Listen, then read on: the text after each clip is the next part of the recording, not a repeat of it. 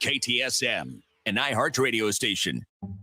Why was the basketball court all wet? Because the players kept dribbling on it. The dad joke. Corny, groan-worthy, but also one of the simplest ways to share a moment with your kids. What did the buffalo say when he dropped his son off at school? Bye, son. So take a moment to make your kid laugh, because dad jokes rule. Make your kid laugh today. Go to fatherhood.gov. Brought to you by the U.S. Department of Health and Human Services and the Ad Council. El Paso's News Radio 690 KTSM. Live from the KTSM AM 690 studios, it's Talk El Paso with Andrew J. Polk. Be a part of the show by calling 915-544-KTSM, 915-544-5876, or comment online on our stream at facebook.com/Talk El Paso. It's 4 p.m. Mountain Time, and that means it's time to talk El Paso with Andrew J. Polk. Thank you all so very much for joining us here for Talk El Paso, airing live on News Radio 690 KTSM. I'm your host, Andrew J. Polk. Thank you for tuning in, however you may be doing so, be it on air, online, live streaming through the free and reliable iHeartRadio app, or joining us over on the various social media pages we're up on these days, facebook.com/Talk El Paso, the Talk El Paso channel over on YouTube, Twitter @Talk El Paso, or twitch.tv, Andrew J. Polk. We mention all of those pages because, well, in doing so, we got comments that come in here, such as Steve Ivy, want to start this to you as well. Ida Beza Gardner, hi to you as well. And of course, all those likes and reacts, if you choose to drop them, we do appreciate it.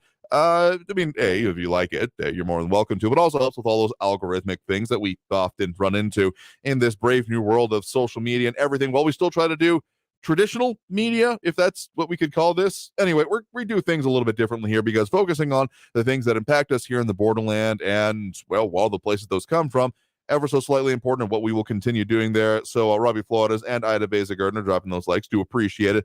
But in any case, if you want to do so throughout the show, those are one of the better places you can comment here, and a lot to talk about here today. Some new polling, not even just politically, though it's certainly politically connected here, about considerations for the southern border and what people think about that. General public anyway, drought impacts in the region here, as well as a whole lot more on some of those local situations. Actually going to be able to pick the brain of a judge. I know, no, former judge, retired judge, correct way to put it here. Going to be talking with a retired El Paso Judge Luis Aguilar today about some of the considerations from behind the bench. I know, pulling back the bench curtain, I don't know if that's the right analogy here, but in any case, what his considerations would be in some of those very serious situations, both in terms of the cases being dismissed by the hundreds, what the potential for that is, how the DA is responding, and what some of the similar considerations or futures of that would be, plus what are some of the near future things, or in the, well, not too distant future anyway, whenever it comes to the August 3rd shooting case. And so we'll definitely be getting into that and a whole lot more. Plus, just a few of the topics here, some big statewide media buys, both being reported and being fundraised on, because anything that happens in politics these days, if you can't turn it into a good fundraiser, you're probably not doing your job, as well as some more other local action, including push to continue the efforts towards Kasner Range becoming a national monument or something of that order, as well as a lot more regional movie production here. So a lot to delve into here today. So, of course, you're locked in with us here on News Radio 690 KTSM. So let's dive right in it with some of those issues here. More specifically, also when it comes to everything going on with budgets and all those kind of things here. Actually, coming up a little bit later this evening, actually, it will be the City of El Paso providing the overview of the fiscal year 2023 city budget, going to be happening at the El Paso Neighborhood Association meeting at 6 p.m. So that'll be right after the show here today, so you can even, of course, listen to us in your car on the way there. But of course, there's also a Microsoft Teams way to do there. You can check with that over with our news partners there at KFOX 14, looking at the recently approved step to lower the city's tax rate.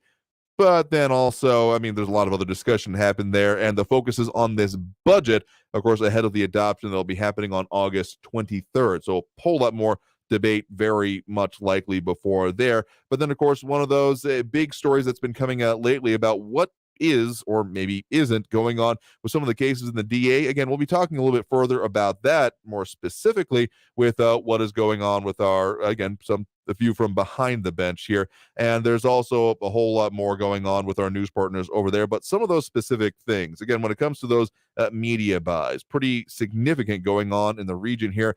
The amount of emails I get about fundraising and things like that. Yes, I'm on every list I can think of, except for like Jehovah's Witnesses. Do they do email? No one answer that question because I'm not sure I want to end up on it. But in any case, some of the major buys coming from, okay, we've talked a lot about the war chest for, of course, incumbent and Republican governor of Texas, Greg Abbott, and his, more than $20 million that technically did lag slightly behind his Democratic opponent, Robert Francis Beto O'Rourke, former El Paso congressman, in the last reported period.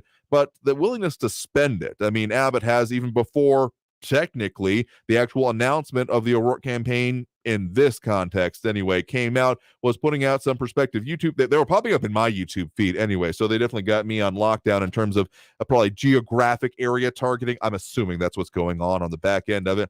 But now actually some major buys coming out of the O'Rourke campaign for the first time in this campaign, as according to most of the watchdogs we're looking at here. Was a little bit unclear about where it can actually go there, and some of the statements they're putting out about it, about Abbott being underwater with the voters, which there may be some people unhappy with his performance, but still not necessarily willing to actually not vote for him. So those at the Texas Association of Broadcasters actually looked at all the 19 Texas TV markets, including, of course, here in El Paso, ordering a lot of ads. So you might start seeing them pop up on some of the airwaves in our region. Haven't heard anything particularly on this station yet, but I suppose the week is young here and more could be coming up there. I mean, it's a potential, and the actual usefulness of ads, I guess, is as much as I Holmes James saying he is not underwater. Again, I think they're trying to maybe drive a slightly finer point about job approval versus actual voter action on it, because whenever it comes to even some of the most recent polls, Abbott has definitely been in that roughly like 5 to 7 point range over some of the most recent ones ahead of O'Rourke. But again, they're going to find, as any real opposition campaign should be focused on, going to be focused on finding those wedge issues, finding anything they can try to against the incumbent in power. If they weren't doing that, I'd be even more curious about what the hell they were actually doing here. But so Abbott is also looking at advertising orders in multiple markets this week. And so some of these things, they may be overlapping, so you may actually see dueling ads in some cases.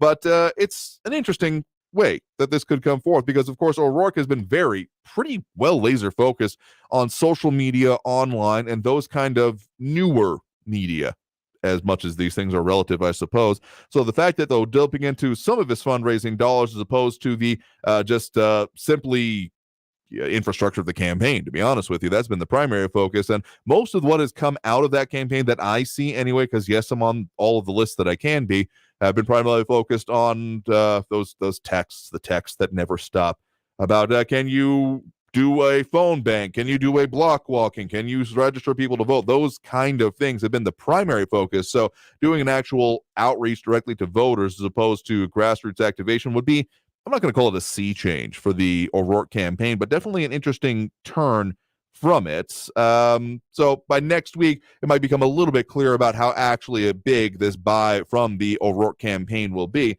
though it remains to be seen. Maria Coleman asking, honestly, a decent question. Isn't El Paso a given for Beto?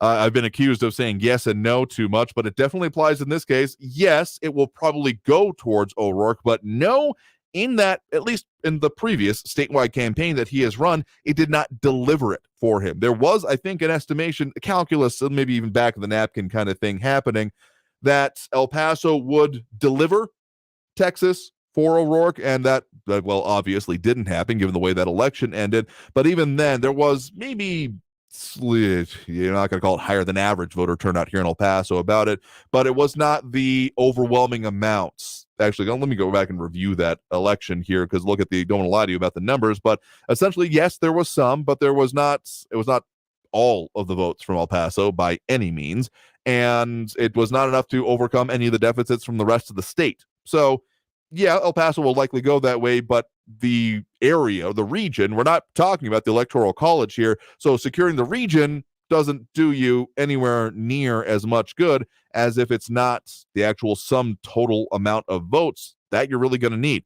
So that's why this whole statewide tour that's been going on, kind of crisscrossing the state, but not doing the whole every single county thing that he had previously focused on here, and a lot more. So again, yes and no. I know that feels complicated, but yep, so was reality. Yes, I am sure that a lot of given will be taken out of this area as, well, it'll probably go that way. Sure, but whether it be enough to actually make a difference, particularly in this very high-profile campaign that we're coming up on, that remains to be seen, which is why, again, interesting with some of this advertising that is most likely coming up. Probably more clarity on that next week here.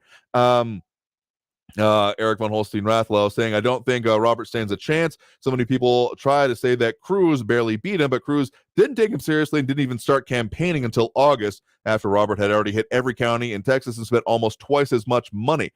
Interesting. Good point there. As well as Holmes, James saying, not the whole of El Paso. A lot know who Beto is and what he is made of. Plus, we have family and friends that we tell how he is. I mean, well, again, I have some expectations, just given historically, unless there's a serious sea change, that, yeah, El Paso on the balance will probably go for that. Again, speaking historically here.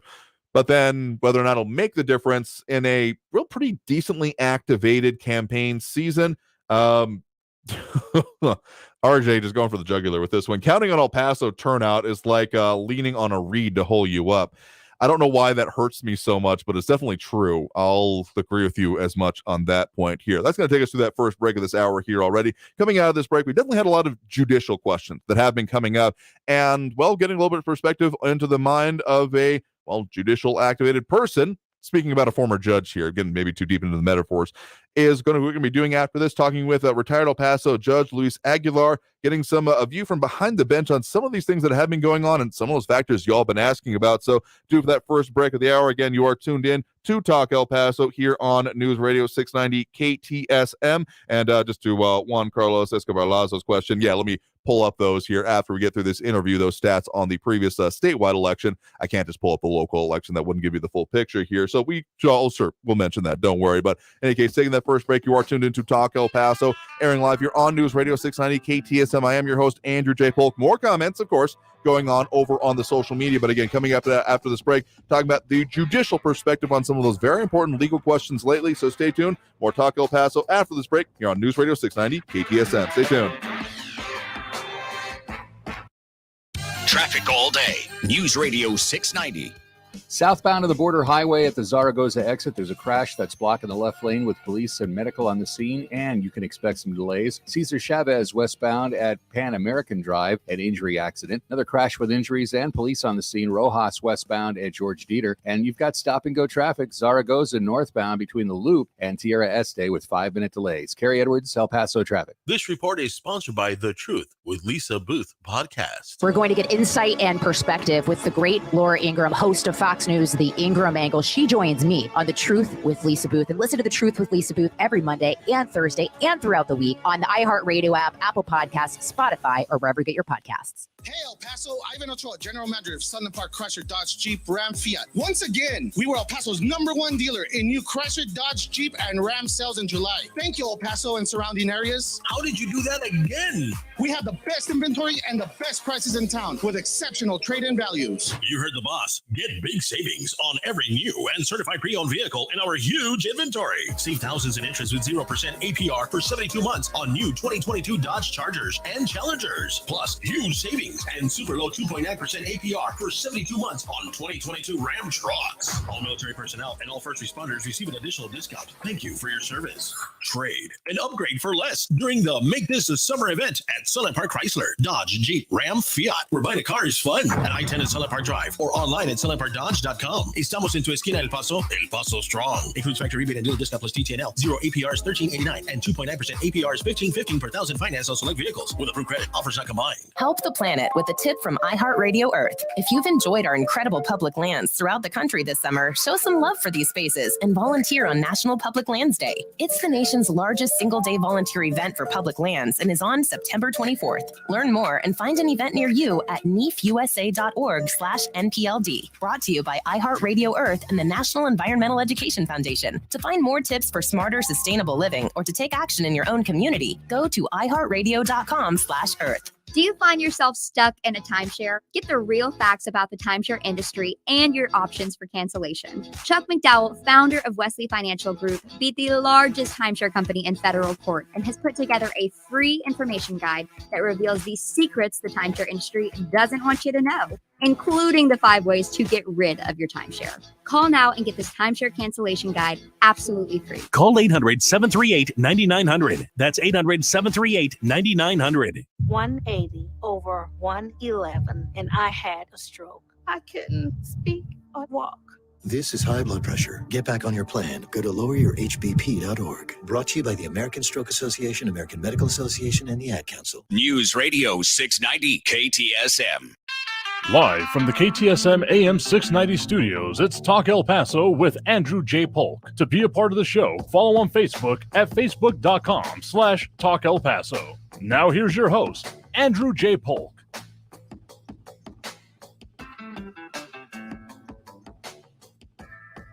Welcome back here to Talk El Paso, airing on News Radio 690 KTSM. I'm your host, Andrew J. Polk. Thank you for tuning in, however you may be doing so. Be it on air, online, live streaming through the free and reliable iHeartRadio app, or joining us over on the various social media pages. We're up on these days: Facebook, YouTube, Twitter, and Twitch, either under Talk El Paso or Andrew J. Polk. This is not to say we neglect our on-air audience, but if you want to interact with the show, make some of those comments during it. That's one of the better ways to do so. But in any case, joining us here right now in studio, we do have Luis Aguilar, retired El Paso judge. Thank you very much for joining us here today. Well, thank you for inviting me. Absolutely happy to have you on here to talk about some of these more complicated legal questions, and one in which your experience is actually incredibly relevant, because we've had a lot of things going on at the courthouse recently and been talking about it more than a little bit here. I mean, a few of the circumstances coming to mind here is some progression going on with, of course, the August 3rd case, which a lot of people are looking at with quite a lot of anticipation. But then also a little bit more recently, even than that, we have things going on with cases being dismissed. And a number of them, I believe 435 was one of the last numbers I saw here, though that might be subject to change, of course, either having been dismissed or being filed to be dismissed as of this week. That was the tally being anticipated there. And so a lot of questions have been being raised about what does that, what leads to that, what causes that, etc. here. So from your perspective, again, serving about a decade on the bench, right? Yes, sir. And one of the El Paso district courts here. So when it comes to that kind of a movement happening, some of the specifics being brought up here is about delays in the furtherance of the actual, prosecution and the trial there with it. Have you any experience with having cases or anywhere near this amount being dismissed previously? Well, actually, this is the first time it's ever reached this level. There's always been issues of delaying specific cases for specific reasons, but on a wholesale scale, no, I've never seen anything like this. So what then, even in some of those other more specific cases that you've dealt with, what leads to a case being dismissed like this? Well, it's very simple. It's the law. And, there's this article, 17.152, that gives you specific time limits when you have to indict or charge an individual, depending on whether it's a misdemeanor or a felony and which level misdemeanor. But the main one right here would be 3202, which allows the judge, if there's no objection, and even if there is, if it's in his determination, it's best to dismiss this case after 180 days of non-action. He's authorized to do that.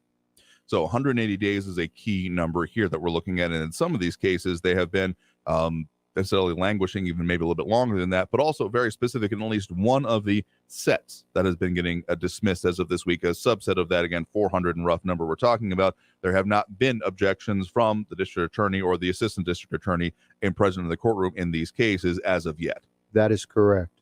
That's absolutely correct. And everybody's throwing out the number 180, which is true and accurate. It's in the statute. However, it also goes to the end of the term of the court, whichever is latter. But because courts have different terms based on the grand jury, normally you just put out 180 to make it simple for the public to understand.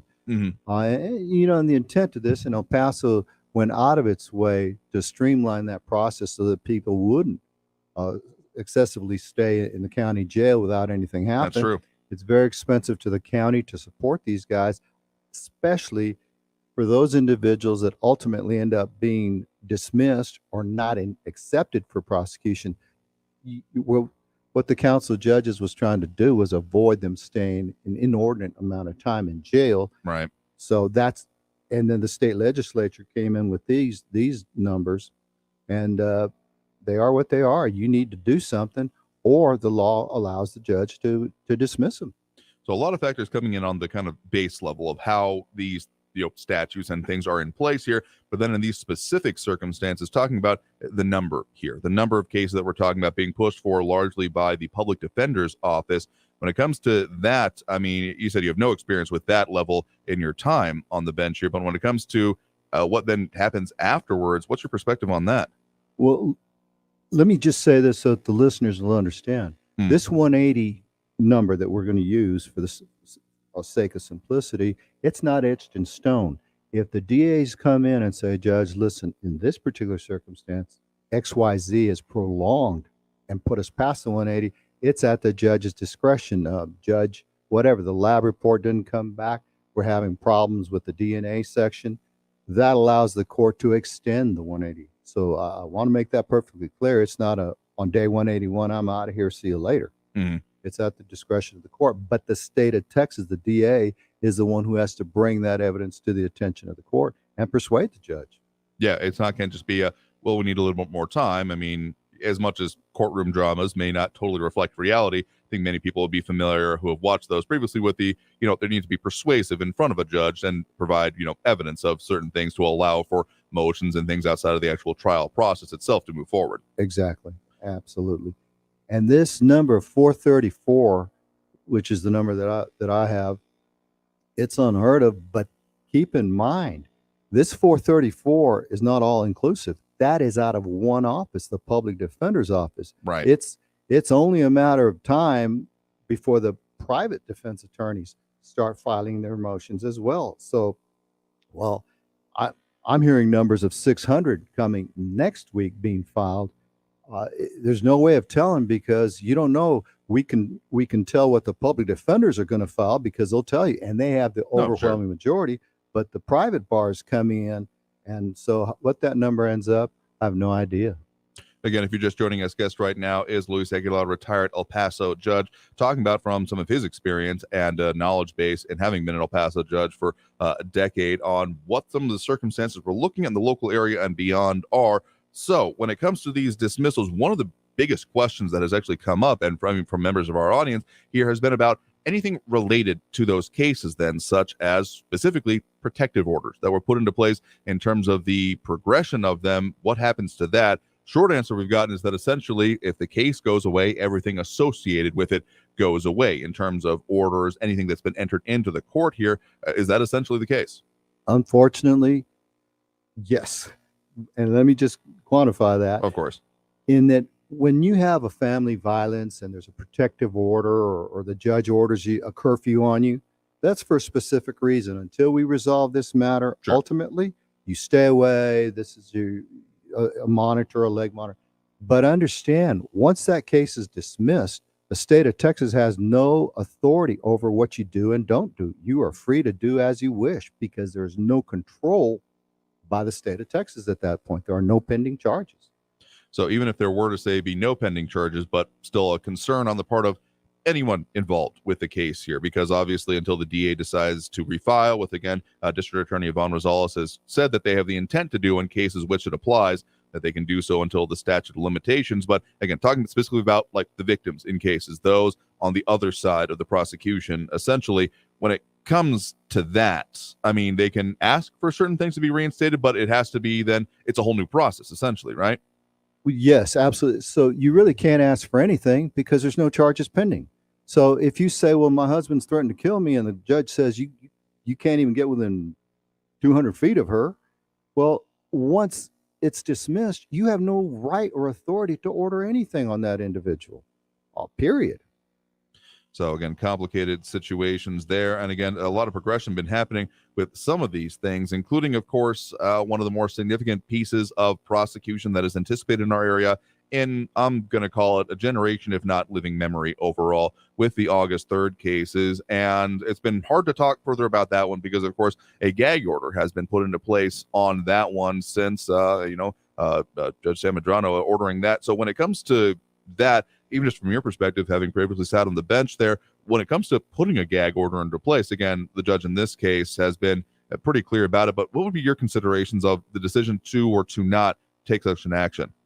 The law specifically specifies what needs to be done, but to oversimplify this, it's to ensure that the defendant gets a fair trial. Bottom line. You cannot give him a fair trial if everybody in the community knows about the case and has formed an opinion and flat out tells the judge, I'm not going to be fair. I know that he's guilty. I saw him on TV. I heard the police. So the bottom line, to oversimplify the thrust of a gag order, is to ensure the fairness of that trial for the defendant. Again, if you're just joining us, guest right now is Luis Aguilar, retired judge from El Paso, talking about some of these legal situations and overarching legal questions that have come up in our local community here lately here. So we're due for that next break of the hour here right now, talking a little bit further with retired Judge Aguilar after this. So stay tuned for more Talk El Paso after this break. We'll get to more of those comments and all those things. So keep leaving those if you want to. Otherwise, more Talk El Paso here on News Radio 690 KTSM after this break. Stay tuned.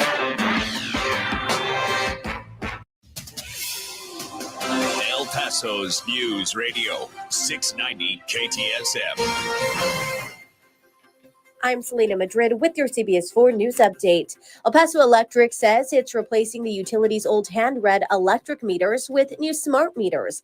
The new meters are supposed to be more accurate and make it easier for the electric company to respond to calls. But this change is going to cost you. All El Paso Electric customers will see a surcharge of about $2 a month for 12 years to pay for these smart meters, likely starting sometime next year. And students at UTEP will soon have more opportunities for professional development. Yesterday, Undersecretary Gabe Camarillo announced the Army is adding new internships at the university. The $6.5 million grant will fund 50 student interns and 20 support faculty. The positions are expected to offer support to Army installation activities. I'm Selena Madrid with your CBS 4 News Update. News Radio 690. Traffic all day.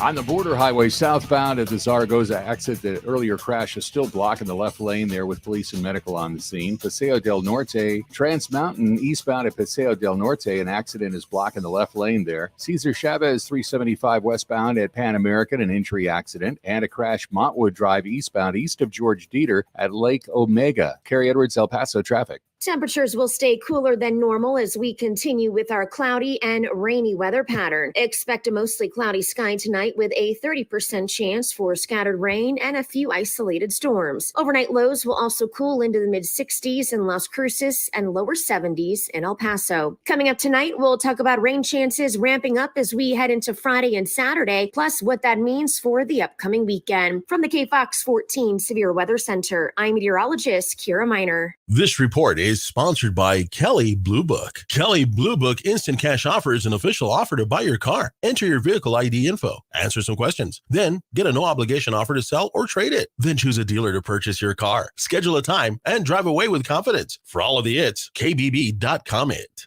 Almost 3 million people use Navage to breathe better, sleep deeper, snore less, and stay healthier. I'm Martin Hoke, and I invented Navage, the world's only nose cleaner that helps flush out airborne germs with powered suction. But what do doctors have to say about Navage? Here's Dr. Tonya Farmer, a board-certified ear, nose, and throat specialist. Most airborne allergens and viruses enter through your nose. When that happens, it can cause congestion and irritation, and that just makes you feel miserable. You can get a cold, you can get flu, sinus infections, or even worse. Flushing your nose with a saline solution is the most effective way to flush all of those dangerous threats out of your nose. So now when patients come in my office, I tell them I highly recommend that you use Navage on a daily basis for overall good health and wellness. And Navage is all natural and drug-free at Navage.com, Walmart, Walgreens, CVS, Rite Aid, Bed Bath, and Target. Navage, Navage, clean nose, healthy life. For the local issues and discussion you won't get anywhere else, turn to Talk El Paso, weekdays at 4 right here on News Radio 690 KTSM, brought to you in part by the El Paso Community Foundation. Sound off on what matters to you, Monday through Friday, 4 to 6 p.m., and let's talk El Paso. Navigating through traffic is like walking between raindrops.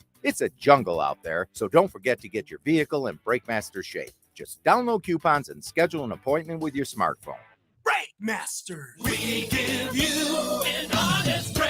This report is sponsored by BrakeMasters. There won't be much substance on your news feed until you add us. Just like us or click on the link at kcsmradio.com. News Radio 690 KTSM El Paso. Live from the KTSM AM 690 studios, it's Talk El Paso with Andrew J. Polk. To be a part of the show, follow on Facebook at facebook.com/Talk El Paso. Now here's your host, Andrew J. Polk. Welcome back here to Talk El Paso, airing here on News Radio 690 KTSM. I'm your host, Andrew J. Polk. Thank you for tuning in however you may be doing so, be it on air, online, live streaming through the free and reliable iHeartRadio app, or over on our social media pages, facebook.com/Talk El Paso, the Talk El Paso channel over on YouTube, Twitter at Talk El Paso, twitch.tv, Andrew J. Polk. All of those are to say, there's a lot of ways to get at us, a lot of ways for you to add your 2 cents, particularly on the comments over on those social media pages, and we'll be opening up those phone lines a little bit later this hour, as we usually do. But in the meantime, still joined here in studio by retired El Paso Judge Luis Aguilar. Thank you very much for sticking around with us here today. It's my pleasure. Thank you. Absolutely happy to talk with you, getting a little bit more perspective behind the bench, so to speak, here, because a lot of things people may see coming down from that, and those I remember back in the day getting the through the courtroom window shot of the progression going on here, but actually getting the perspective of it and your perspective as a retired judge is very interesting, because again, a lot of situations coming up currently and ongoing right now with big legal decisions, such as with those refiled cases. A good point that we were talking about during the break here is about again, with more of those pending, potential, more progression even this week and potentially in future weeks. Again, what the district attorney's office has said is that they have they intend to refile where it makes sense for them. Not necessarily any specific cases they've mentioned, at least so far in the statements that have come out from the office, but that they can refile if appropriate. What does it actually take to refile? Well, it wouldn't take much, but it's not that simple. You don't just go and refile, because we have this thing called statute of limitations. Right. And on misdemeanors, it's 2 years. So if any of those cases are over 2 years, you're not refiling them, period. First time DWI, an assault, these types of things, you're not refiling. Felonies are much more complicated, Right. because if you look at the article in the law, every offense has its own. Some, there are no statute of limitations. Right. Murder, for example. Then you drop down, most of them are 10, 5, and 2, depending on the offense that you're charged with. So some of these state jail felonies are also 2 years. Some of these are 5 years, depending on the offense, fraud, credit card abuse, whatever. So when you look at that, you need to make sure that you're still within the statute of limitations before you refile it. And you're going to have to take this on a case-by-case basis to see if they're eligible to be refiled. Absolutely. So making sure it can actually still progress is a very important due diligence part of it here. But also on terms of filing in a different way, one of the biggest concerns that has been brought up to me and that I've expressed myself on progression of, again, one of the more anticipated cases coming out of our local area, or at least local area for now, when it comes to the August 3rd prosecution on what happened at the Walmart there at Cielo Vista. So in all of that, one of the biggest questions, and we've been kind of getting this piecemeal, drip by drip over, this case was going to take years, no matter which way you sliced it. And then, of course, court shutdowns and everything related to the pandemic response has dragged that even further. Looking at some of those timelines being set for 2023, 2024, more likely, as we're looking at, of course, the state and federal cases, the interaction between the two of them here. But when it comes to the actual, probably the biggest question that is still kind of pending there, and these questions are getting harder to answer with things like the gag order put in place, is about, will there be any change of venue? That's a common question given the fact it happened in this community. We've certainly talked about it a lot. We've been focused on this program on talking about it very factually, because last thing I want to do is impact the progression of this case. But when it comes to the potential for refiling, of course, the defense attorney of record here, Joe Spencer, has said that he does not want to move it out of the community. But what are some of those considerations that come into that? Well, and again, again, the fairness of the trial. You need to protect the integrity of the trial. Absolutely. Because you cannot, and this is to the judicial system, is the perception of fairness. You're going to get a fair trial. You may not appreciate the end result that the jury has to say, but you need to know the judge was fair to me and the jury was fair to me. They just saw it their way. I don't agree with it. I thought they were too harsh, but that's the jury's verdict. Now, in a change of venue, normally it's the defense that requests a change of venue. It's not very often that the state of Texas, through the DA's office, is going to do it. And in this particular case, the defense, for whatever reason, will make that decision whether to petition the court and file their motion to change the venue. I think this case, as you mentioned, it's unusual because not in my career have I seen anything of this magnitude where the entire city has some awareness, understanding, opinion of this particular offense that occurred at Walmart. So this does not prohibit the judge from changing the venue. And to me, I just don't understand or believe that you can find 12 people in this city of El Paso that don't know anything about what happened at Walmart and who got arrested and how many people were shot. And I don't believe you're going to find anyone who hasn't seen the defendant on television or read a newspaper article or listened to the radio or they're discussing it. So that'll play out later, but that may not be addressed because it's probably going to go first in the federal courts. Right. And as most people understand, these are two separate and distinct prosecutions for the same offense, but the U.S. attorneys on behalf of the federal government will prosecute him. And at the conclusion of that, the state of Texas, through her DA's office, they will prosecute him or make a decision what they want to do at that point, depending on what happens in the federal court. But I've heard the defense made that comment in the past before, but I just think that's highly unlikely that the case could be fairly tried in El Paso in front of 12 people that don't know anything about the case and have no opinion on the guilt or innocence of this case. I mean, the latter part you just mentioned, their opinion on the case is probably one of the most focused on parts, particularly once we get into, jury selection, voir dire, and those kind of things, and asking those, they'll really want to drill down to those questions when it comes to it. But I mean, you're saying that, and it's an important factor to talk about here, that even just awareness of the case, some of the material facts essentially can influence how a jury is selected, or again, that perception of fairness in the progression of the trial. And remember, before you sit up in that jury box, the judge will ask you, and I did it on numerous occasions, before you come up here, you must presume the defendant is innocent. You need to look me in the eye under oath and say, I believe he's innocent, and if nothing changes between here and the verdict, I have to enter a verdict of not guilty. Now, at some point when the DA presents their evidence, you're convinced beyond a reasonable doubt, nope, I believe he's guilty. At that point, and only at that point, can you return a verdict of guilt. So you have to presume the defendant innocent from the get-go, period. And yeah, the whole burden of proof, and again, beyond a reasonable doubt, that very important standard to be done here. So it's not just they brought up some questions. I got some reason to think about it. It has to be beyond a reasonable doubt to sentence anyone. I mean, at any real level in a criminal proceeding, but particularly in a very serious case like that, that is the absolute standard. Yes, sir. And I think most people would agree that it's going to be hard to find 12 people who will go up in that jury box and presume that defendant is innocent. Again, if you're just joining us, guest right now, here is Luis Aguilar, retired El Paso judge, talking about some of these things in perspective from behind the bench here. So we're, of course, looking at a much longer process before we even get there. Again, some of those initial dates, I mean, not even necessarily looking at next year, but 2024 and beyond that we're talking about here already. I mean, we got expectations about maybe more of this kind of, particularly with, again, that gag order in place here. We're not going to be hearing from the DA's office and not generally going to be hearing from the defense on these things. So we're going to be essentially restricted to, for the most parts, really motions, filings, those kind of things coming out here, even if there has been some interesting intervening situations that may be the subject of further filings and such here, but that'll be pretty much how we're getting the updates on what's going to be happening with these cases, right? Unfortunately, that's true.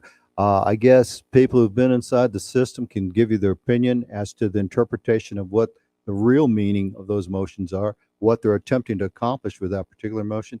And I think even more important is a thorough explanation of the judge's orders. This is what it means, regardless of what the two attorneys believe. This is what the judge's orders are. Actually, you have some copies of some of these orders and notions, right, and reviewed them yourself. Yes, sir, I have. Once the judge enters an order that is public record, any of your listeners can go down to the courthouse or get online. I'm not very tech savvy. Get online and print them. Any motion that's filed on this case, the public is entitled to download it and read it. And so, of course, we'll keep it updated there on that. And again, there are some potentially pending things going on with this, including people may have heard about some emails going around purporting to be from family members. There will probably be some further action happening on that. We're kind of anticipating at this point without trying to crystal ball it or anything. Yes, sir, I agree.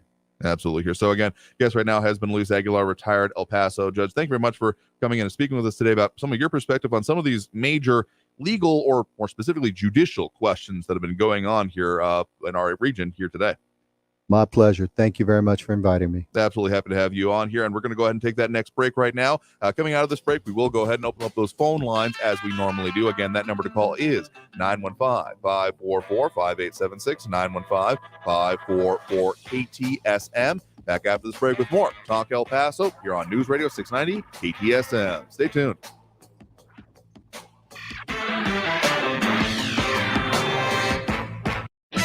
Traffic all day.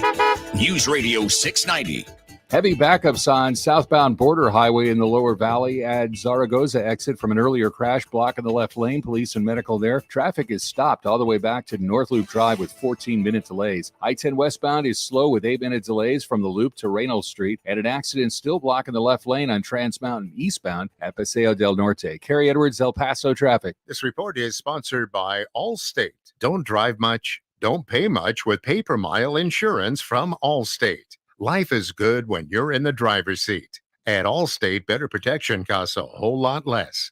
Visit allstate.com or call an agent for a quote today. Hey, El Paso, Ivan Ochoa, General Manager of Sunland Park Chrysler, Dodge, Jeep, Ram, Fiat. Once again, we were El Paso's #1 dealer in new Chrysler, Dodge, Jeep, and Ram sales in July. Thank you, El Paso and surrounding areas. How did you do that again? We have the best inventory and the best prices in town with exceptional trade-in values. You heard the boss. Get big savings on every new and certified pre-owned vehicle in our huge inventory. Save thousands in interest with 0% APR for 72 months on new 2022 Dodge Chargers and Challengers. Plus, huge savings and super low 2.9% APR for 72 months on 2022 Ram trucks. All military personnel and all first responders receive an additional discount. Thank you for your service. Trade and upgrade for less during the Make This a Summer event at Sunland Park Chrysler, Dodge, Jeep, Ram, Fiat. Where buying a car is fun at I-10 and Sunland Park Drive or online at sunlandparkdodge.com. Estamos en tu esquina El Paso strong. Includes factory rebate and dealer discount plus DTNL. 0 APR is $13.89 and 2.9% APR is $15.15 per thousand finance on select vehicles with approved credit. Offers not combined. The El Paso Community Foundation supports the causes you feel passionate about here in the borderland, whether it's education, social services, arts and culture, the environment,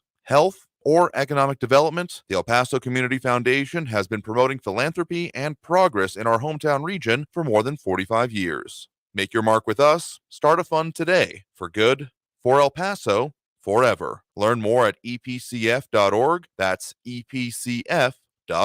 Maybe you've had to put off a health appointment or two during the COVID-19 pandemic, but if you're 45 or older, there's one test you shouldn't put off any longer: regular screening for colorectal cancer. Colorectal cancer is a leading cancer killer, but it can be prevented with regular screening starting at 45. There are more screening options than ever before, including at-home tests. It takes guts to put your health first. Ask your doctor about your options today. Visit cdc.gov/screen4life for more information. When your ride fires on all cylinders, so do you. That's why Napa is on a mission to keep you in motion. With nearly 6,000 Napa Auto Parts stores and over 17,000 Napa Auto Care centers, the Napa Network has everything you need to get up and go. El Paso's News Radio 690 KTSM.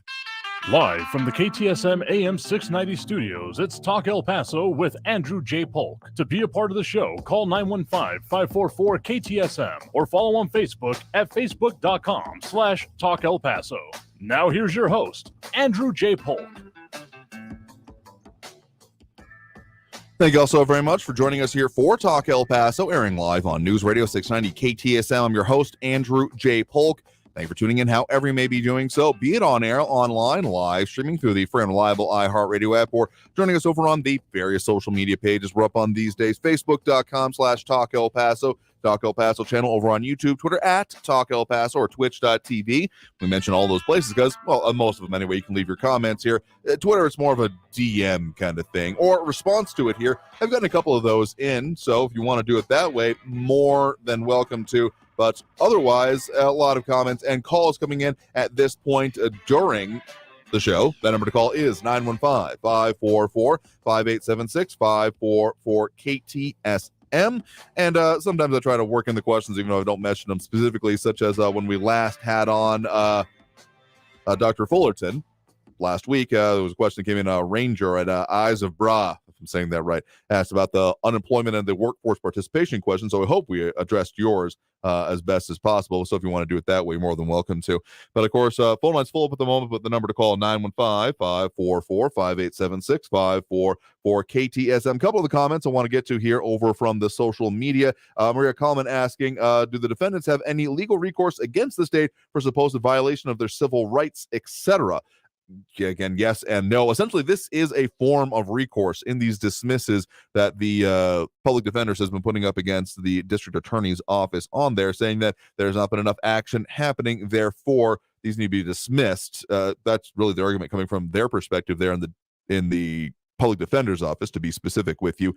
But there are some other things. There was actually a recent Supreme Court case, of course, that dealt with that in terms of what recourse can an individual have against, say, an arresting officer, in which that case it actually ended up strengthening protections for the officer. So that's why some of these things are important to be looked at here. Otherwise, some conversations going on from, like, say, the news update about a Catholic coterie saying El Paso Electric going to pass on the cost of their consumer to install their smart meters. Literally, yes, they are increasing a $2 surcharge there. And RJ saying, we will control your thermostat. I'm like, as much as I like the idea of programmable, thermostats doing where, I'm going to be hard pressed to get one of those quote unquote smart thermostats because of, the stories coming out of last year, people coming home and, funny how that worked. Your thermostat was set 5 degrees higher than you left it. Man, isn't that interesting? Yeah, no, thank you. Not happening. No way, no, sir, no how. Anyway, let's go back to those phone lines and a lot more comments that have come in there and concluding on the elections. And yes, we will get back to that here, including some suggestions from, say, Eric von Holstein-Rathlau about a video Abbott should use in his campaign, then showing the pictures of boarded up homes in I think it meant El Segundo. But yeah, there's...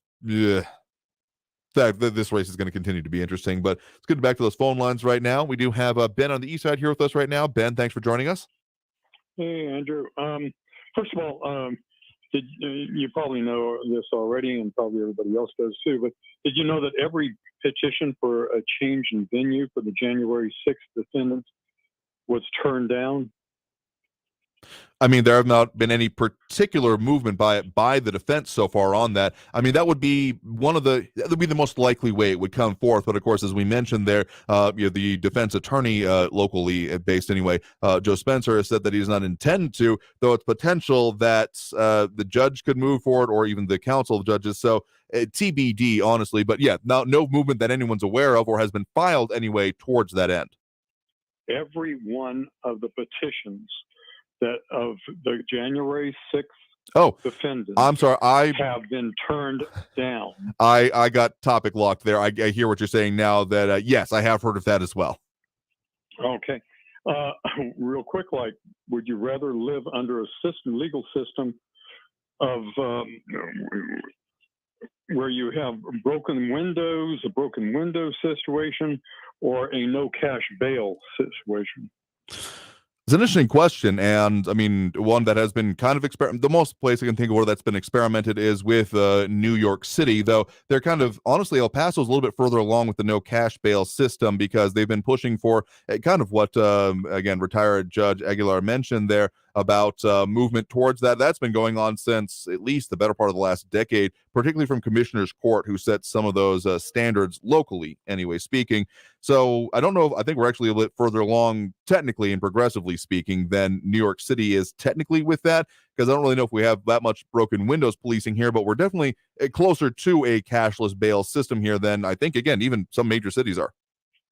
The district attorney's actions right now, it has demonstrated that she actually believes in no cash bail. I mean, it makes it to where, you know, the people that are brought up on charges and everything else, she can run the system out where the people don't have any kind of repercussions for their actions or anything. They're not going to be held accountable for their actions. So what's the difference between no cash bail and what she's doing right now, letting all these criminals loose on our city? I mean, okay, I get your concern. Your finer point here, they have not even, in these cases, been charged yet, but they have been at least initially accused of a crime. I will say that here. So, I mean, I still definitely support the innocent until proven guilty idea. But when you start talking about it in aggregate numbers, I do share a level of concern with you as to that point here of what exactly are we accomplishing? And more importantly, what kind of message is being sent here that, you know, that there won't be repercussions like you're saying here. So in general, I get what you're saying. And yeah, I have a similar level of concern. Yeah. And does our district attorney does she have any connections with George Soros and people that are connected with George Soros?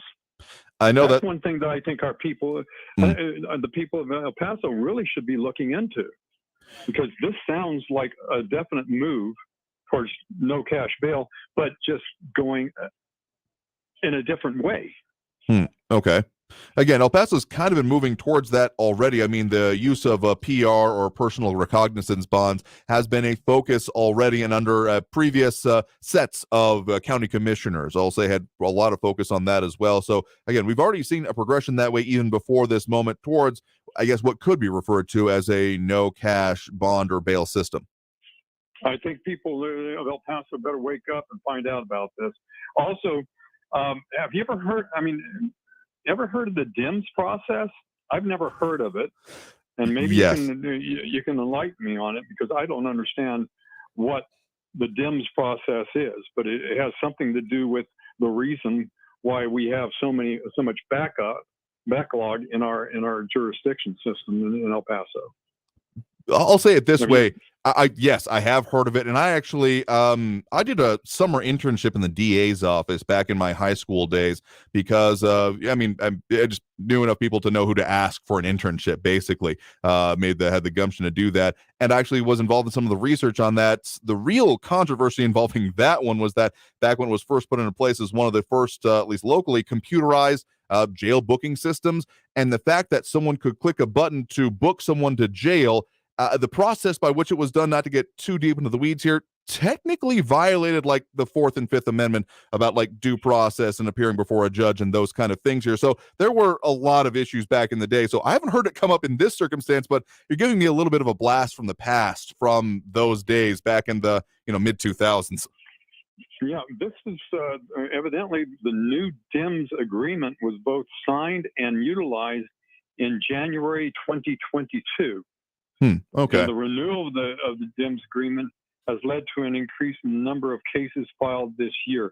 That's in a article by KVIA and that I'm reading from. Yeah. So I'm just wondering, again, it sounds like another way.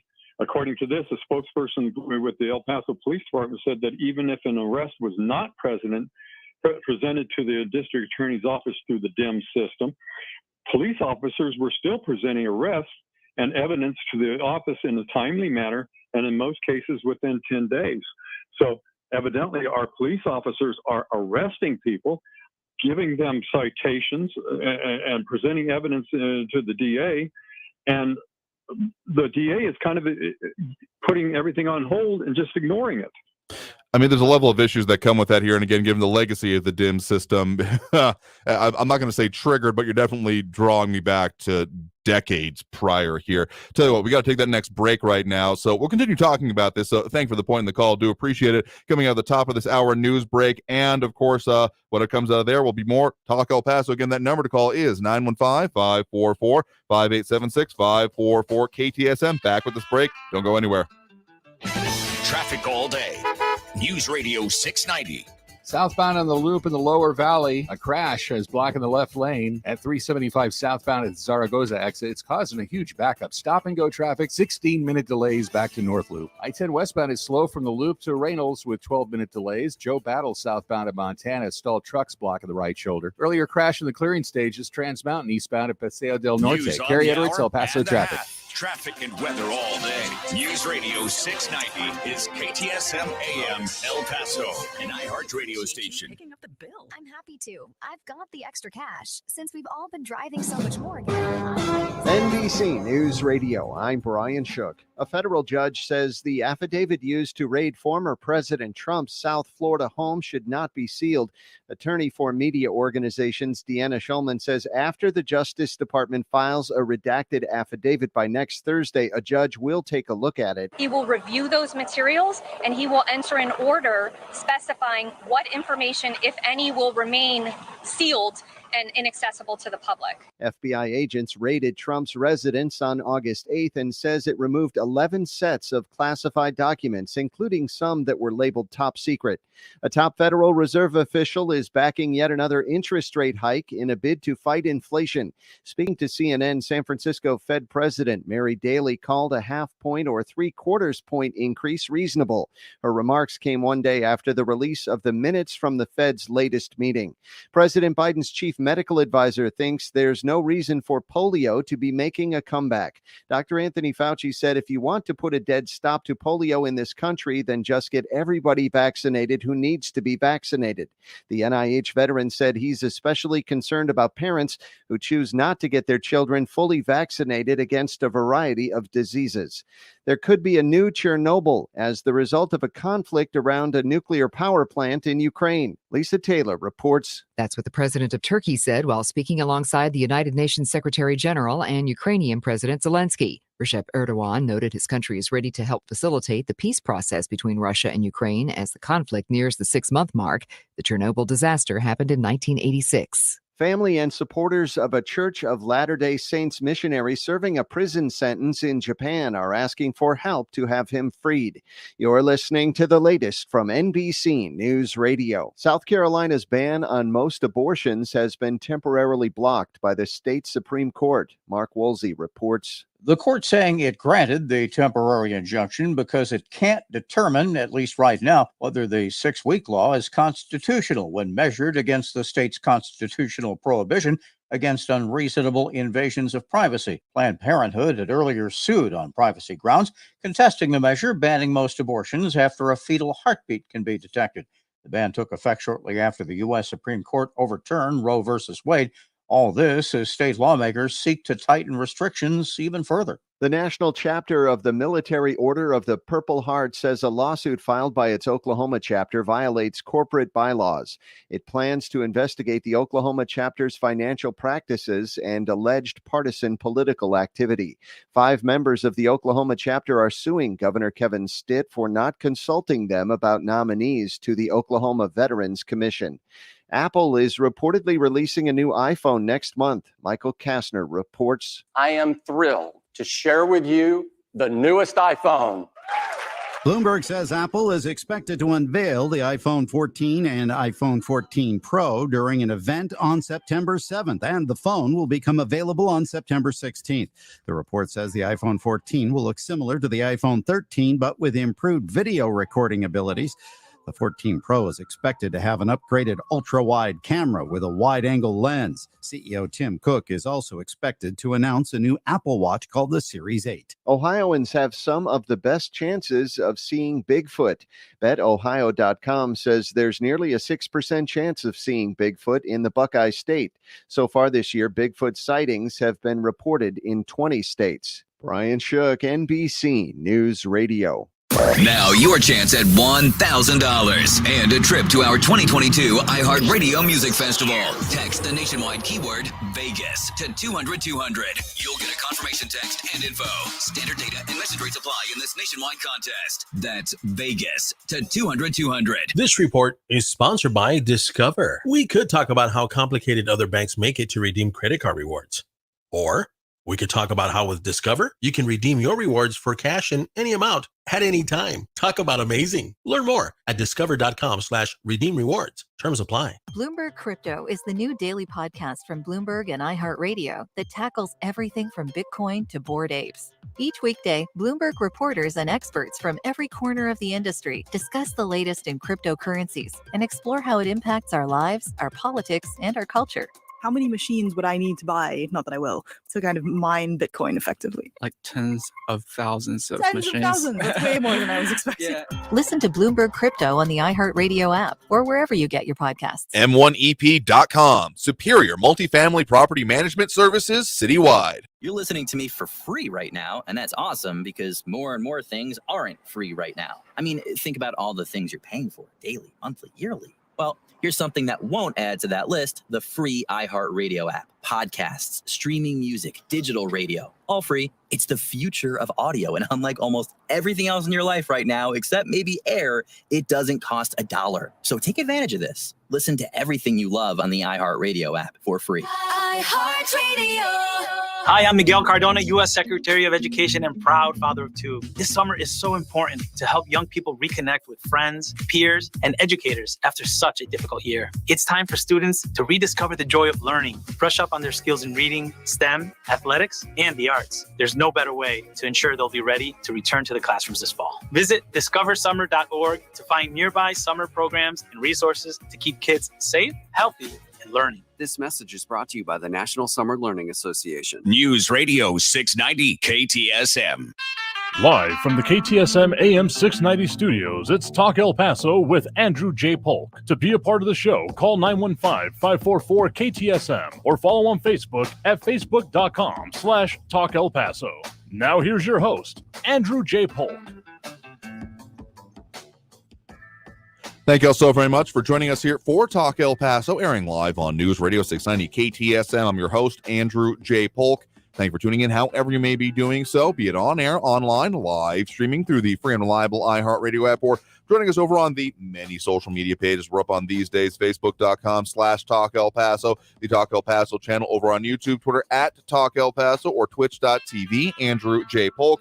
We mentioned those because, comments coming on pretty much all of them. There's no wrong way to get at us, as long as you can hear us, talk to us, and make your comments if you want to. But also, get that phone line open. Well, it's full at the moment, but if you want to call in, squeeze in. That number to do so is 915-544-5876, 915-544-KTSM. Mondo Manganda announcing, I appreciate your commentary on this. Over on the Twitch stream, actually, that's saying today, donated 10% of my paycheck to El Pasoans fighting hunger. Challenge my fellow El Pasoans to do the same. We have partnered with them in the past because they do a lot of heavy lifting for those in need in our region. And let me just continue to dispel the notion that those in need has any kind of particular view to it. Literally, your neighbor could be those in need. You may think, like, well, if you're in a neighborhood, owning your house, like, how can my neighbor, maybe they're having to make some of those tough decisions. I mean, there's been a lot of different situations people have found them in that may never been in their lives before here. So you never really know. And hunger doesn't have a particular look or face. So yeah, please, if you can, help. Even if you don't got the money, if you got the time, they always need volunteers as well here. So big ups to them, and thank you for that as well. And more commentary about some of the things we're talking about, including, of course, with our guest, thanks from last hour, retired Judge Luis Aguilar. I've sat in on his courtroom on a couple of times, so be able to talk to him in this capacity was well, it's interesting to me. I'm not going to say a treat or anything, but not something I expected to happen here, to be able to actually ask questions of a judge. Given, if you've ever been in a courtroom, let's just say messing with a judge is a bad idea, or even asking questions like I did probably wouldn't be in your best favor here. But some more questions coming in, and comments on that. Ione Grimm saying, I can't imagine a quote unquote fair trial or finding anyone who hasn't heard anything about the Walmart tragedy in El Paso. I might dispute the fair idea, but that hasn't heard of it. That's why that pressing question of change of venue will potentially happen. And again, apologies to Ben for being topic locked there for a second. Just something I'm thinking about here. Sean Gardner responding to that, saying lining up to be a mistrial. That, I think, would be, out of all the potential, in the spectrum of possibility on this idea, would be one of the worst possibilities of being a mistrial. It coming down as anything besides a verdict for any reason other than what the evidence does or doesn't show. It being a technical error. Oh, geez. There's a lot of reasons that we very carefully refer to both the case, its progression, and the indicted suspect in this case. And we use the language we do for that very purpose here. I'd like to think potentially that if I were to end up on the jury for that trial, I would be very surprised if it happens, that I'd be able to keep an open mind, actually look at it and think about it. Anyone ever seen the movie 12 Angry Men might have an idea of what I hope any juror that I get involved in would have of the mentality of. But at the same time, hey, I never get picked for jury duty because I do what I do here. Heck, the last one got canceled even, so I've got that luck going for, or again, I keep getting picked to show up for, but never picked to actually serve.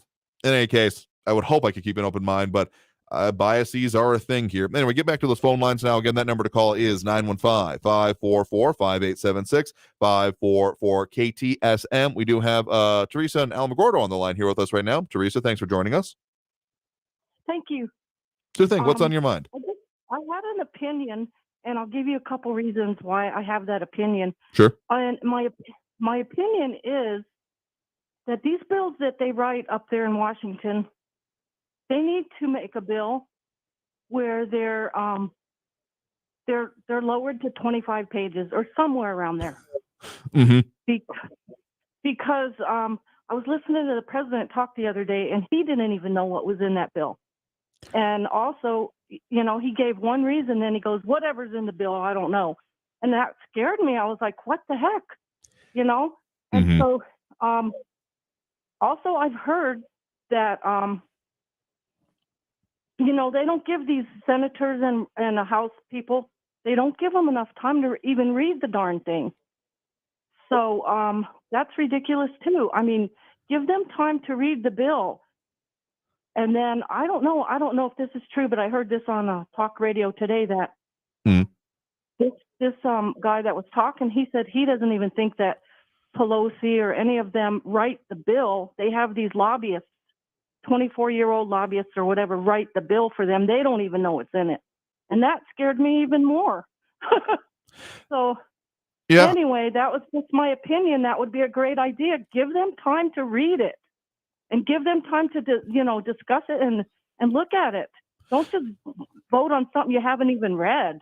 Yeah, I mean, the way that modern bills are constructed here does not lend itself towards immediate familiarity. I'm sure lobbyists have some hand in on it, but for the most part, from the time I spent on Capitol Hill, most bills are written by the congressional interns or staffers. It's kind of like speech making in how, like, sure, there are occasionally people out there who claim they write their own speeches, particularly when you get to higher and higher office. But for the most part, yeah, someone's writing it for them and then they just read it. I want to say, I can't remember who exactly it was, but there has been one representative or senator who has put forth a Read the Bill Act, and it will never get passed. I'll be very surprised if it gets passed, A, because of the fact that you're talking about, but also the fact that most bills these days, if you ever actually sat down and read them, are Byzantine, confusing, and nonsensical at best. I don't mean necessarily in what they're talking about, but the way they reference lines of different bills, like you have to have a law library and all previous legislation in front of you to really intelligibly understand most legislation in past year.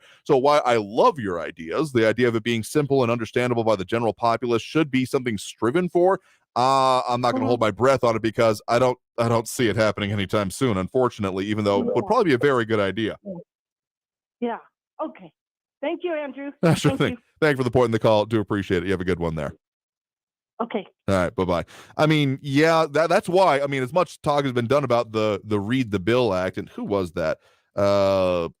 Because who proposed that? It's on the tip of my tongue here, and I just need to remember who actually, I think a few people have actually put it forth here, but the idea of it actually making it so that you'd have to read it like into the record before it puts on here. Get the Coterie mentioning Mike Lee as at least one other that'll come to my, let me look it up during the break and I'll try to remember. In any case, yeah, it'll never happen, if only because even if people are like, well, I don't want people to know what's in the bill, but them having to sit through all of these reference line 38 of subsection so-and-so, change the line the to include the following, like it would be I think it would qualify as a form of torture, to be perfectly honest with you.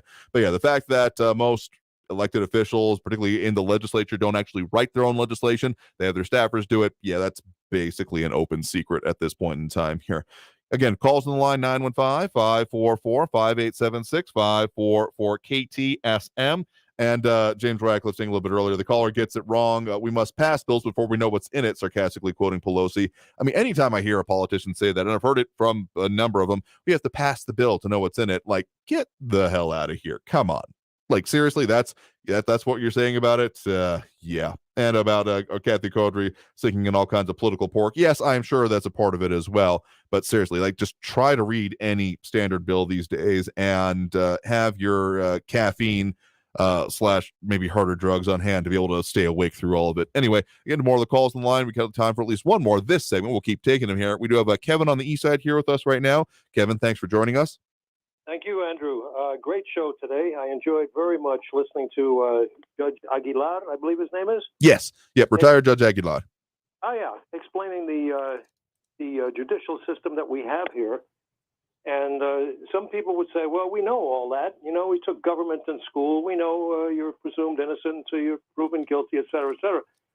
But when I was down there for jury selection one time years ago, the defense counsel asked the prospective jurors this question: what does my client have to prove? And the lady sitting next to me said, oh, he's got to prove that he's innocent. And not the way it works. And I'm glad that Judge Aguilar could explain that. Mm-hmm. The main thing I wanted to call in, though, for was to not only compliment you on your show and the callers who usually call in, and whether I agree with them or disagree with them, they at least have the stamina and the courage to call in. A lot of people don't. And your show and quite a few other shows go out over the airwaves, and people say, yeah, I agree with that, man. Oh, no, I don't like that, blah, blah, blah. And they go on. But why don't you call up? You know, let us know what you think. This is the way our democratic processes are supposed to work. For example, I'm not going to learn anything from somebody that I always agree with, and I like to hear the other side, even if at some times, as happened, it's insulting to me. I say, okay, I can put up with that. At least these people have the guts, if you will, to voice their opinion. And the audience somewhere between, I believe it's 7,000 and 240,000 people, depending on what area we're talking about, how far the radio goes. Sure. And, you know, come on, people. I am appealing to you. You people who listen to this show were successful in business, you were successful in school as a student or as a teacher, and you were successful in a lot of things that you've done. And you had no compunction about keeping your views to yourself, even down at the local watering hole, let's say. You let people know what you think. Why can't you do that on the radio? Let us know so that we can be better formed and be able to make better decisions. And I really appreciate it if we have great callers who call all the time. I can just about tell what they're going to say before they do, but they're very regular calls. Let's get some, you know, I'm appealing to them. This is not your problem. I'm appealing to them and saying, look, this is a great show. We don't want to have it lost in El Paso. So get on the horn, call up, give us your opinion, and get over your nervousness, because after a while it will become easy. I think you're setting a good example there for it. And I mean, that's why we make it available. And I will say tenacity does seem to be the difference for the most part, because I mean, our phone lines do fill up decently often. I'm not going to say all the time. I'm not going to make a liar out of myself, but people willing to, you know, take the time and take the moment to put their voice out there. We certainly, I mean, I say it every show, we do appreciate it, because that's what makes it what it is. So I certainly agree with you on all of those above points. Thank you, Andrew. You have a good day. You too as well. Thank you very much. Do appreciate it here. So tell you what, on that point here, we got to go ahead and hit that next break right now. So if you want to call in, that number to do so, ever so slightly relevant here, 915-544-5876, 915-544-KTSM. Back after this break with more Talk El Paso here on News Radio 690 KTSM. Answering a couple of those questions after this break, including who the heck, what representative I was thinking about there, and those, those last statewide O'Rourke election results were after this break with more Talk El Paso. Stay tuned. Traffic all day. News Radio 690. That earlier crash in the lower valley on Border Highway southbound at Zaragoza is in the clearing stage. Traffic now is getting through, no longer a backup there. I-10 westbound is slow from the Loop to Reynolds with 6-minute delays. A disabled vehicle is blocking the right shoulder. Southbound Joe Battle at Montana. And an accident is clearing on Trans Mountain eastbound at Paseo del Norte. Carrie Edwards, El Paso traffic. This report is sponsored by the Ben Ferguson Podcast. Democrats declare war on all conservatives who doubt the FBI, now claiming you're a domestic terrorist. Coming up on the Ben Ferguson Podcast, we'll look at the Mar-a-Lago raid and why it may have been illegal. Download the Ben Ferguson Podcast now. Hello? Mike, this is Norma Jean at Sergio Lewis Body Shop near the airport. Have you seen Sergio? I'm expecting him in a few minutes to cut a new commercial. I'm really worried about him, Mike. He really believes he's a poet. It's gone to his head. There's plenty of room up there. Anyways, his poetry isn't that bad. Will you please have him call the shop? Sure, Norma. That's Norma Jean. Mike, gotta go. Yee, she's feisty. Hey, Sergio, there you are. Hey, Mike, I have this great new poem. Check this out, man. Sometimes even our darkest moments are enlightening. Hey, what's so funny, man? Nothing, Sergio, really. By the way, Norma Jean called. Really? What did she want? Oh, she was just telling me what a big fan she is of your poetry, Sergio. Sergio Lewis Body Shop at 3800 Admiral near the airport, where it's the customer's choice, not the insurance company's, and there's a lifetime warranty on all collision repair. 593-0191. It can happen easily. A few drinks become a few too many. It's time to go, and you think of calling for a ride home. Nah, what's the worst that can happen? You get pulled over, you lose your license, you total your car, you kill someone, drive sober, or get pulled over. Paid for by NHTSA. Staples has everything for school at great prices. So this year you won't go back to school. You'll be ready to move forward into art class. A 4-foot replica of the Statue of Liberty using elbow macaroni? With glue and art supplies from Staples. By tomorrow. Right now, 24-count Crayola crayons and Polly Pocket folders are just 50 cents each. Plus, select lunch and backpack sets are only $14.99. Staples, we're not going back. We're going forward to school. In-store only folder and crayon offers and 827, limit 30. Backpacks and 820. Do you think it's okay to drive stoned? The truth is your reaction times slow way down when you're high. You not only put yourself in danger, but everyone around you. Stop kidding yourself. If you've been using marijuana in any form, do not get behind the wheel. If you feel different, you drive different. Drive high, get a DUI. Paid for by NHTSA. Next Thursday, you will be caught in an extreme flash flood. Disasters don't plan ahead, but you can. Talk to your loved ones about making an emergency plan. Get started today at ready.gov/plan. Brought to you by FEMA and the Ad Council. News Radio 690 KTSM El Paso. Live from the KTSM AM 690 studios, it's Talk El Paso with Andrew J. Polk. To be a part of the show, call 915-544-KTSM or follow on Facebook at facebook.com/Talk El Paso. Now here's your host, Andrew J. Polk.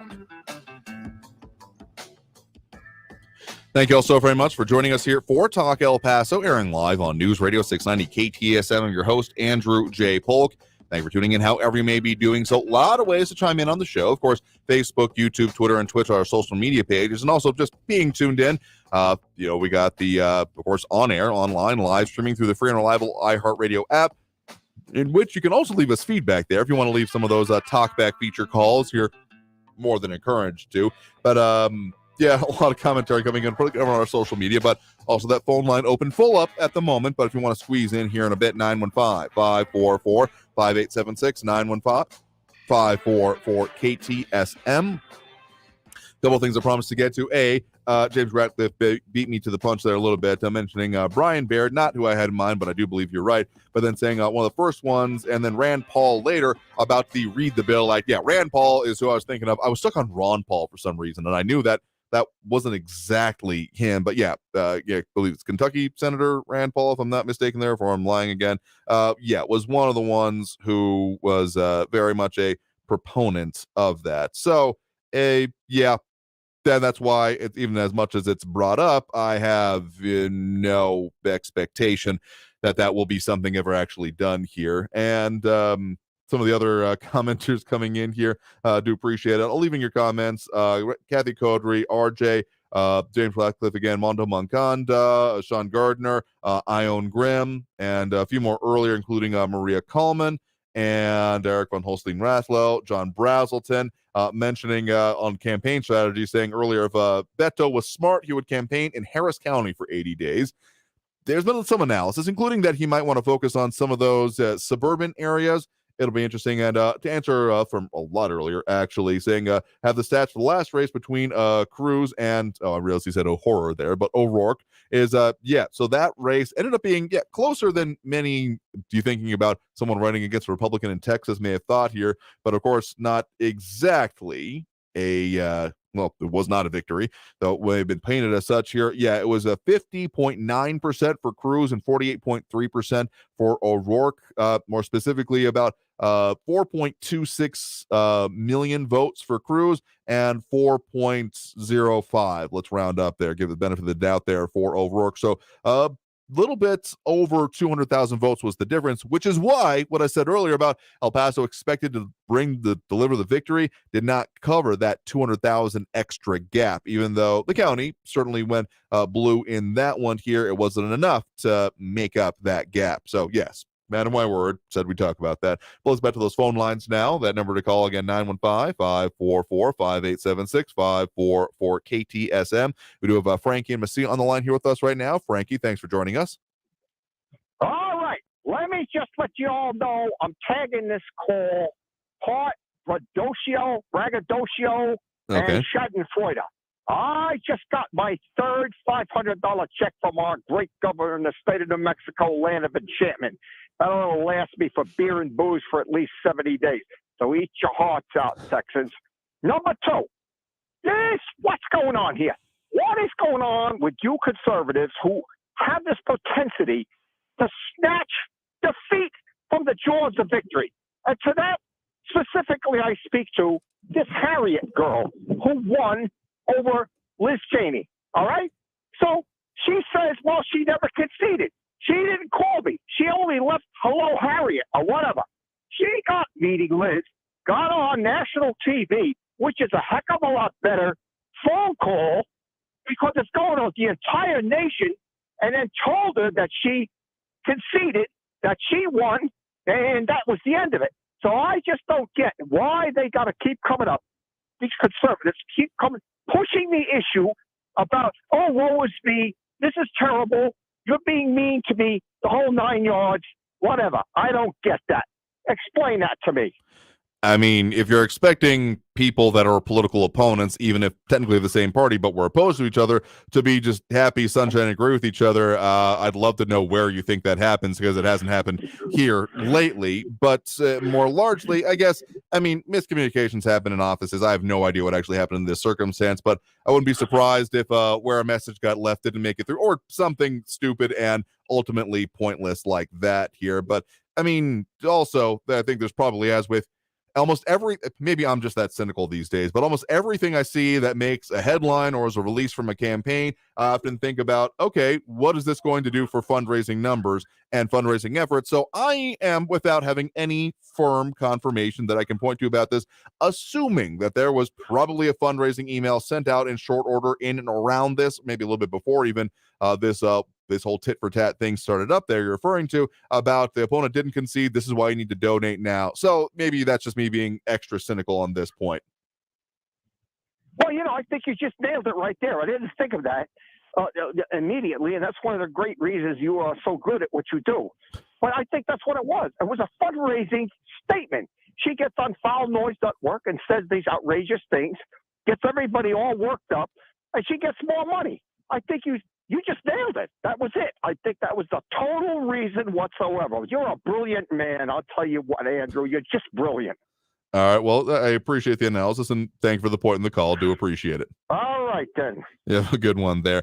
I mean, I wouldn't use those kind of terms for myself here, but it seems pretty obvious to me that when we're talking about literally anything, like actually, I think it was around the time, or maybe a little bit before that, we were talking today about some of those fundraising numbers and what was doing that. At the very least, after I had identified some of these things, I actually did get another one of those emails, this time from the Escobar campaign, pointing towards there being headline is they saying the GOP is spending $1.1 million in El Paso, $1 million worth of ads expected in the area. And well, kind of case in point here, then has a fundraising message along with it. So it's even that fundraising or the amount of funds being spent is then being turned into fundraising messages these days. So everything I see from a campaign, I put through the lens these days of what does this mean for fundraising? And yes, that includes sitting elected officials because, it's definitely happening here. And some other analysis, James Radcliffe disputing that, saying most likely Cheney lied about the call, but then disagreeing with Frankie there. But I mean, there's different levels of analysis that can come into it here. Tell you what, we got to take that need for that next break right now. I know we got calls on the line, and we'll keep getting back with those here. So if you want to call in, again, that number to do so is 915-544-5876, 915-544 KTSM. We'll be back right after this break with more Talk El Paso here on News Radio 690 KTSM. Again, I'm your host, Andrew J. Polk. More comments coming in. We'll get to those as much as we can anyway, and more of the calls. So stay tuned. We're Talk El Paso after this break here on News Radio 690 KTSM. Stay tuned.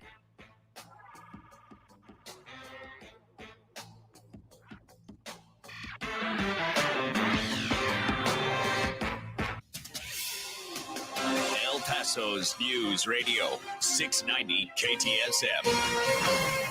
Hello, I'm Erica Castillo with this KFOX 14 News Update. In case you're wondering, yes, it is a crazy world. A Connecticut man was sentenced to 65 years in prison for the 2015 killing of his wife, who prosecutors say was wearing a Fitbit exercise activity tracker with data that contradicted his statements to police. The man, Richard DeBody of Ellington, was convicted in May of murder and other charges. The fatal shooting of Connie DeBody at the couple's home 2 days before Christmas, while their 2 young children were in school, made national headlines. The unusual Fitbit evidence and details of DeBody's affair with a woman who was pregnant at the time of the murder and later gave birth to their child led to the conviction. And East Pennsboro Township received a complaint about possible human body parts being sold. Police were led to a house of Jeremy Polly last month where an investigation took place, and police were able to find 3 full skeletons, 15 to 20 human skulls, and buckets containing 15 gallons of human remains and organs such as livers, brains, and kidneys. Arkansas FBI determined the remains were stolen from a mortuary in Kansas. I'm Erica Castillo with this KFOX 14 News Update. News Radio 690. Traffic all day. I-10 westbound at Airway, a vehicle is off to the right and it's slowing traffic. I-10 westbound is slow in general from the Loop to the 54 Patriot with 9-minute delays. On the 10 westbound from Schuster to Executive Center Boulevard, the right lane is closed for road work. And Donovan Drive northbound between Thorne and Red has the left lane closed. Carrie Edwards, El Paso traffic. Temperatures will stay cooler than normal as we continue with our cloudy and rainy weather pattern. Expect a mostly cloudy sky tonight with a 30% chance for scattered rain and a few isolated storms. Overnight lows will also cool into the mid-60s in Las Cruces and lower 70s in El Paso. Coming up tonight, we'll talk about rain chances ramping up as we head into Friday and Saturday, plus what that means for the upcoming weekend. From the KFOX 14 Severe Weather Center, I'm meteorologist Kira Miner. This report is sponsored by the Our American Stories podcast. We'll bring you the story of the Baltimore Colts, the football team that helped revitalize Baltimore and kickstart the NFL, but also broke the city's heart. Be sure to listen to this week's edition of Our American Stories on the iHeartRadio app, on Apple Podcasts, or wherever you get your podcasts. The El Paso Community Foundation supports the causes you feel passionate about here in the borderland, whether it's education, social services, arts and culture, the environment, health, or economic development. The El Paso Community Foundation has been promoting philanthropy and progress in our hometown region for more than 45 years. Make your mark with us. Start a fund today for good, for El Paso, forever. Learn more at epcf.org. That's epcf.org.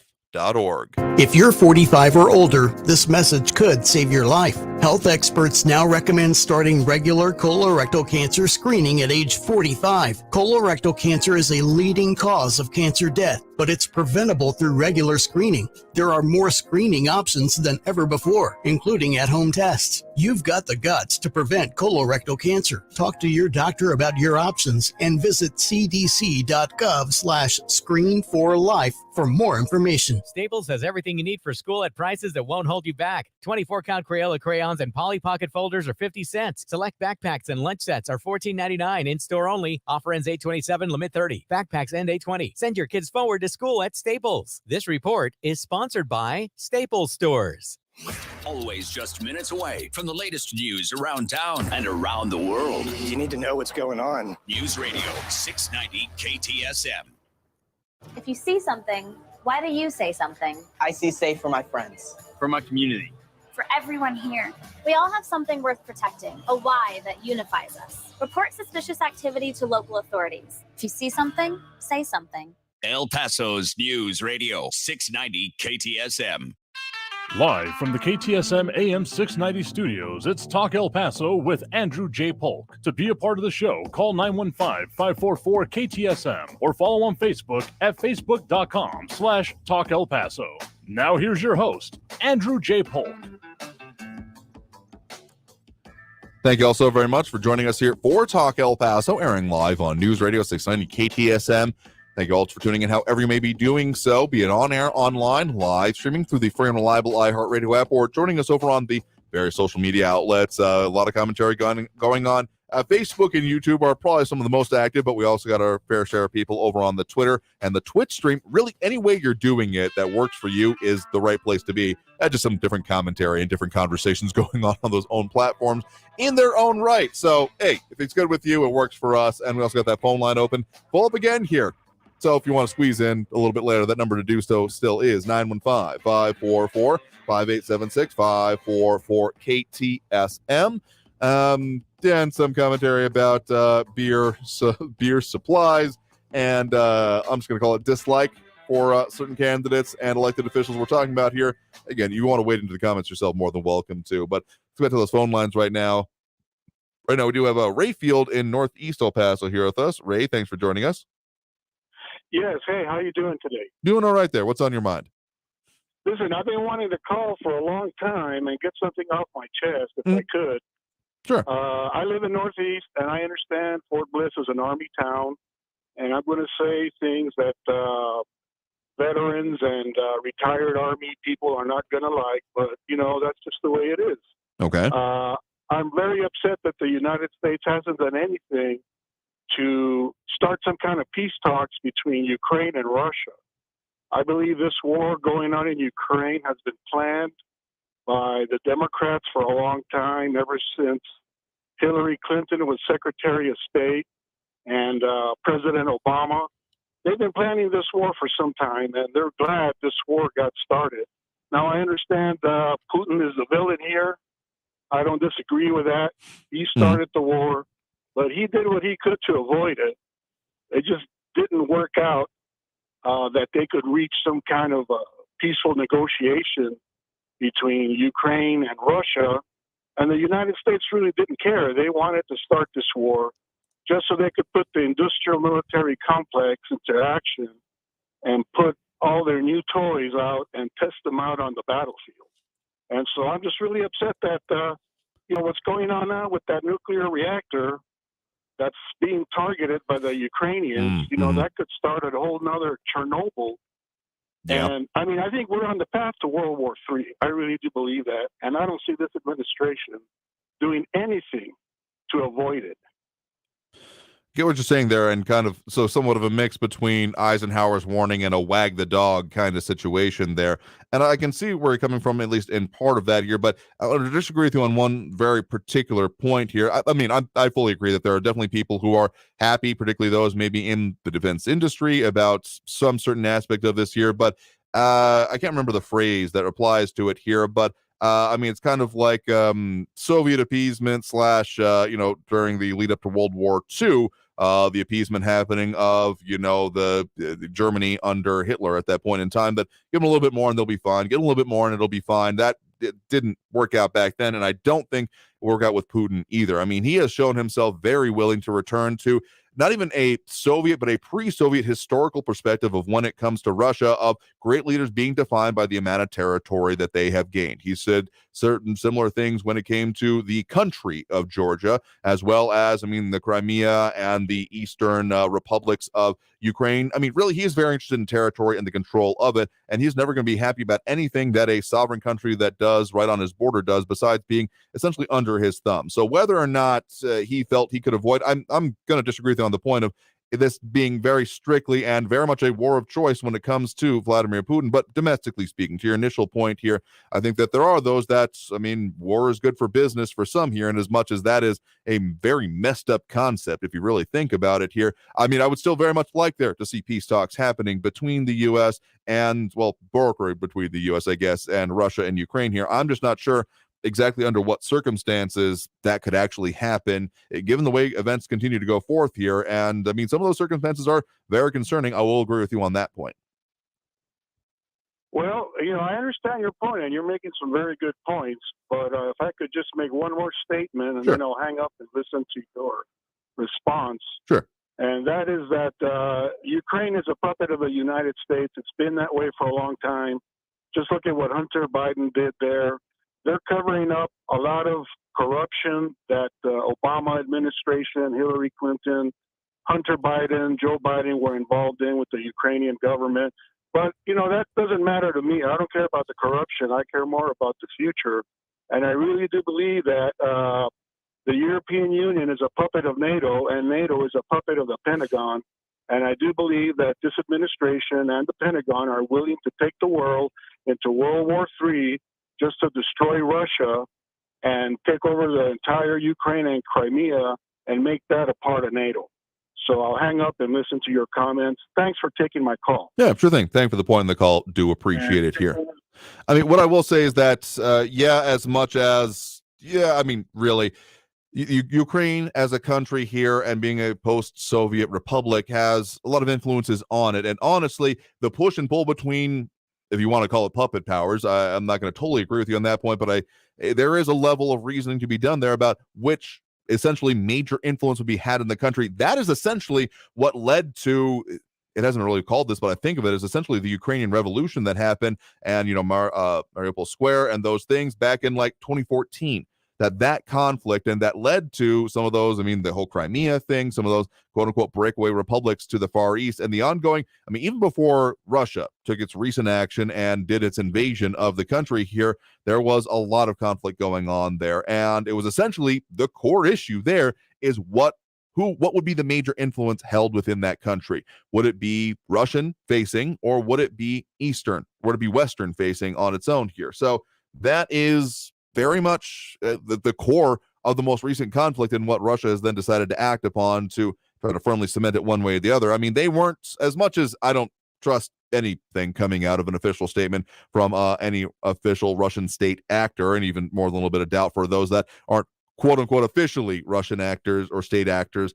That was something I very much believe, that they're kind of red lines about NATO and joining of it, because they see that as not even just a literal physical but existential threat to themselves here. I read Putin's statement when it came down to the fact, but it's been very much kind of condensed down to the idea that Ukraine isn't a real country. But the idea of, what if Russia were to essentially take over England in this kind of standpoint here, or have the most of it over there? It would be kind of like that, but even closer ties. Imagine we are, 100 years closer to the revolution than we are now. The idea that something that was very much a direct, if not total, source of, say, our culture, language, etc., was being taken over by another power, and us saying, no, that's really more closer to us here. There's plenty of analogies, and that might not be the best one, but seriously, the conflict there, you've kind of hit it on the head in its own right, between Eastern and Western influence, and the fact that there was, all of the things. I think Mary said Mariupol, I meant Maidan Square.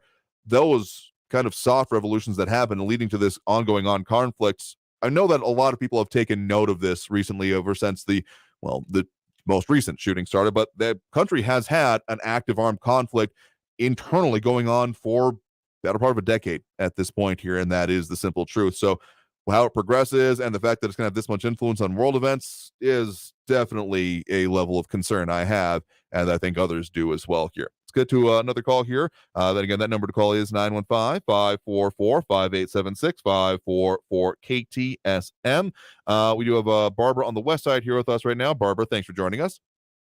Hi, Andrew. Thank you for taking my call. Mm-hmm. Just a note to the caller that just called in.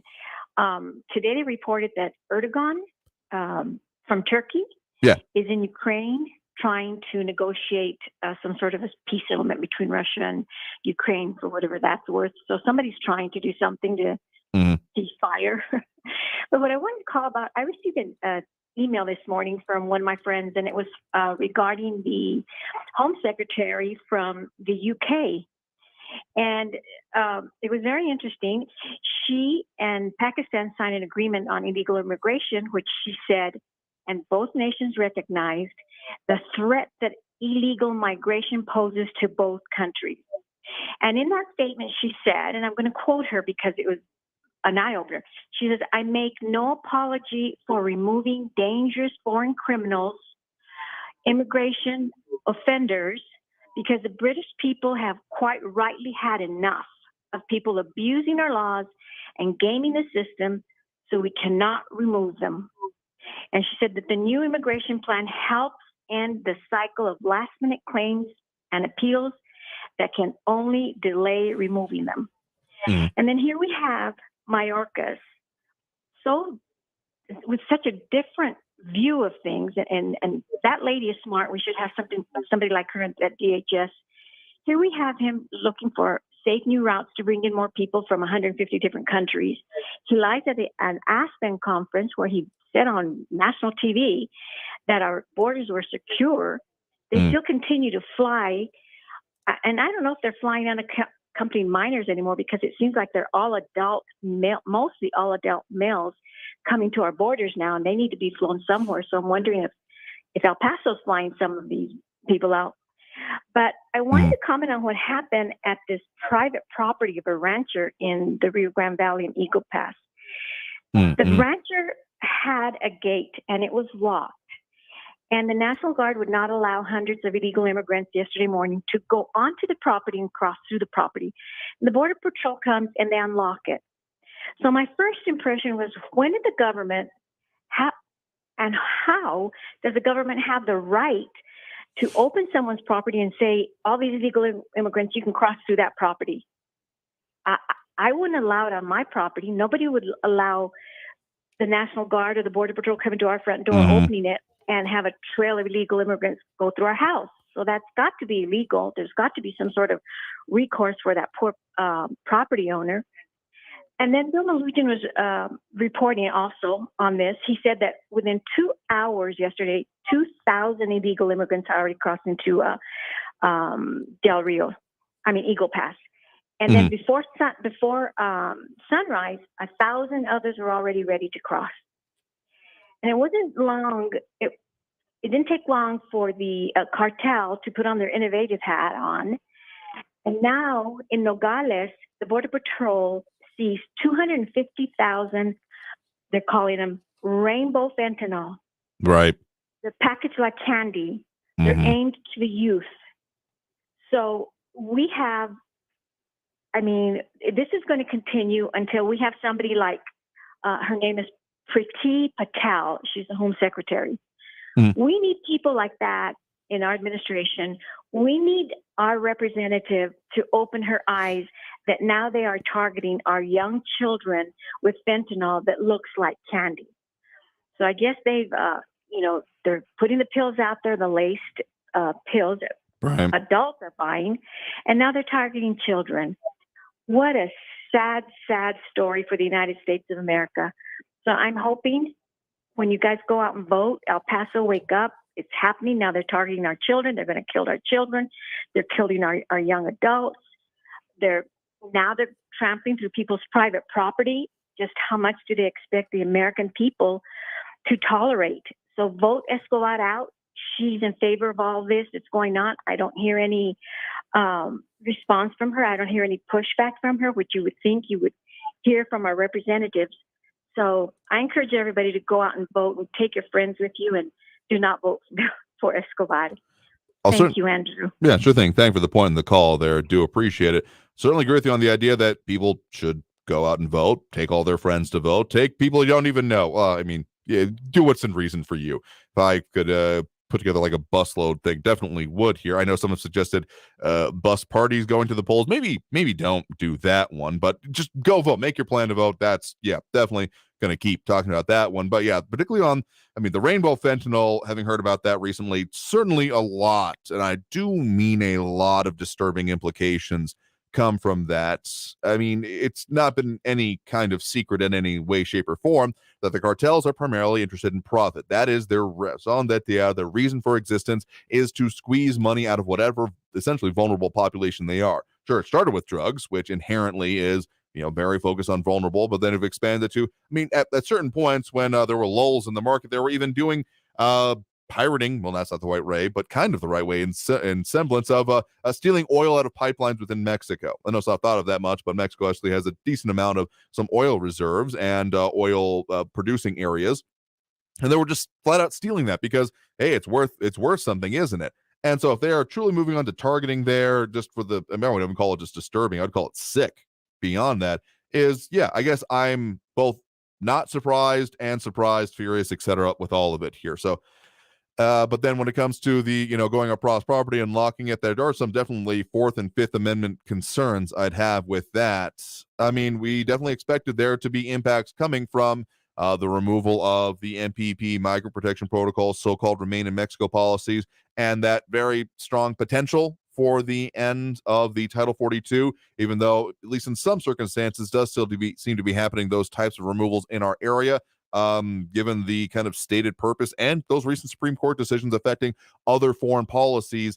Let this be a lesson, particularly when we're talking about considering people for office. Saying things is a good thing, but actually having them do stuff, because the entire reason that we keep having this back and forth between administration and administration on what is or isn't happening when it comes to big federal policies such as immigration is that there has not actually been a law passed in pick a year, pick a decade, and you're going to be hard-pressed to find a specific one. I mean, going back to practically Reagan, and yes, I know it's a fraught subject, but seriously, the fact that the legislature has largely been, in terms of actual final signed bills, MIA on this is what has led to this being such a situation that is subject then to the whims of whatever presidency comes in, and then ultimately get court cases just in more recent times here. So, Juan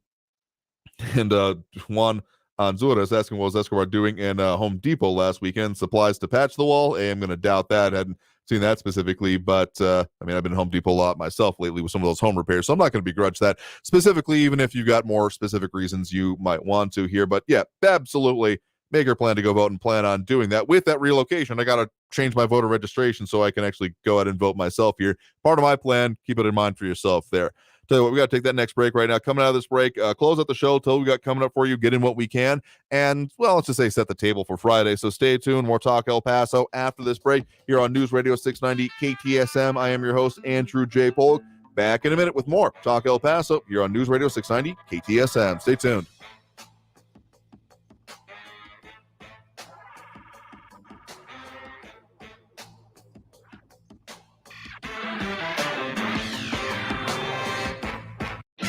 Traffic all day. News Radio 690. I-10 westbound as you approach Airway, a multi-vehicle accident. All vehicles are off to the right. Expect delays there. America's Avenue is slow from the Loop to Reynolds with 7-minute delays. Gateway Boulevard westbound at Zaragoza, an accident reported, and slow traffic on the 10 eastbound from Trans Mountain over to the 54 Patriot. It's a 5-minute delay. Kerry Edwards, El Paso traffic. This report is sponsored by Allstate. Are you a safe driver? Are you looking to save money? With DriveWise from Allstate, the safer you drive, the more you can save.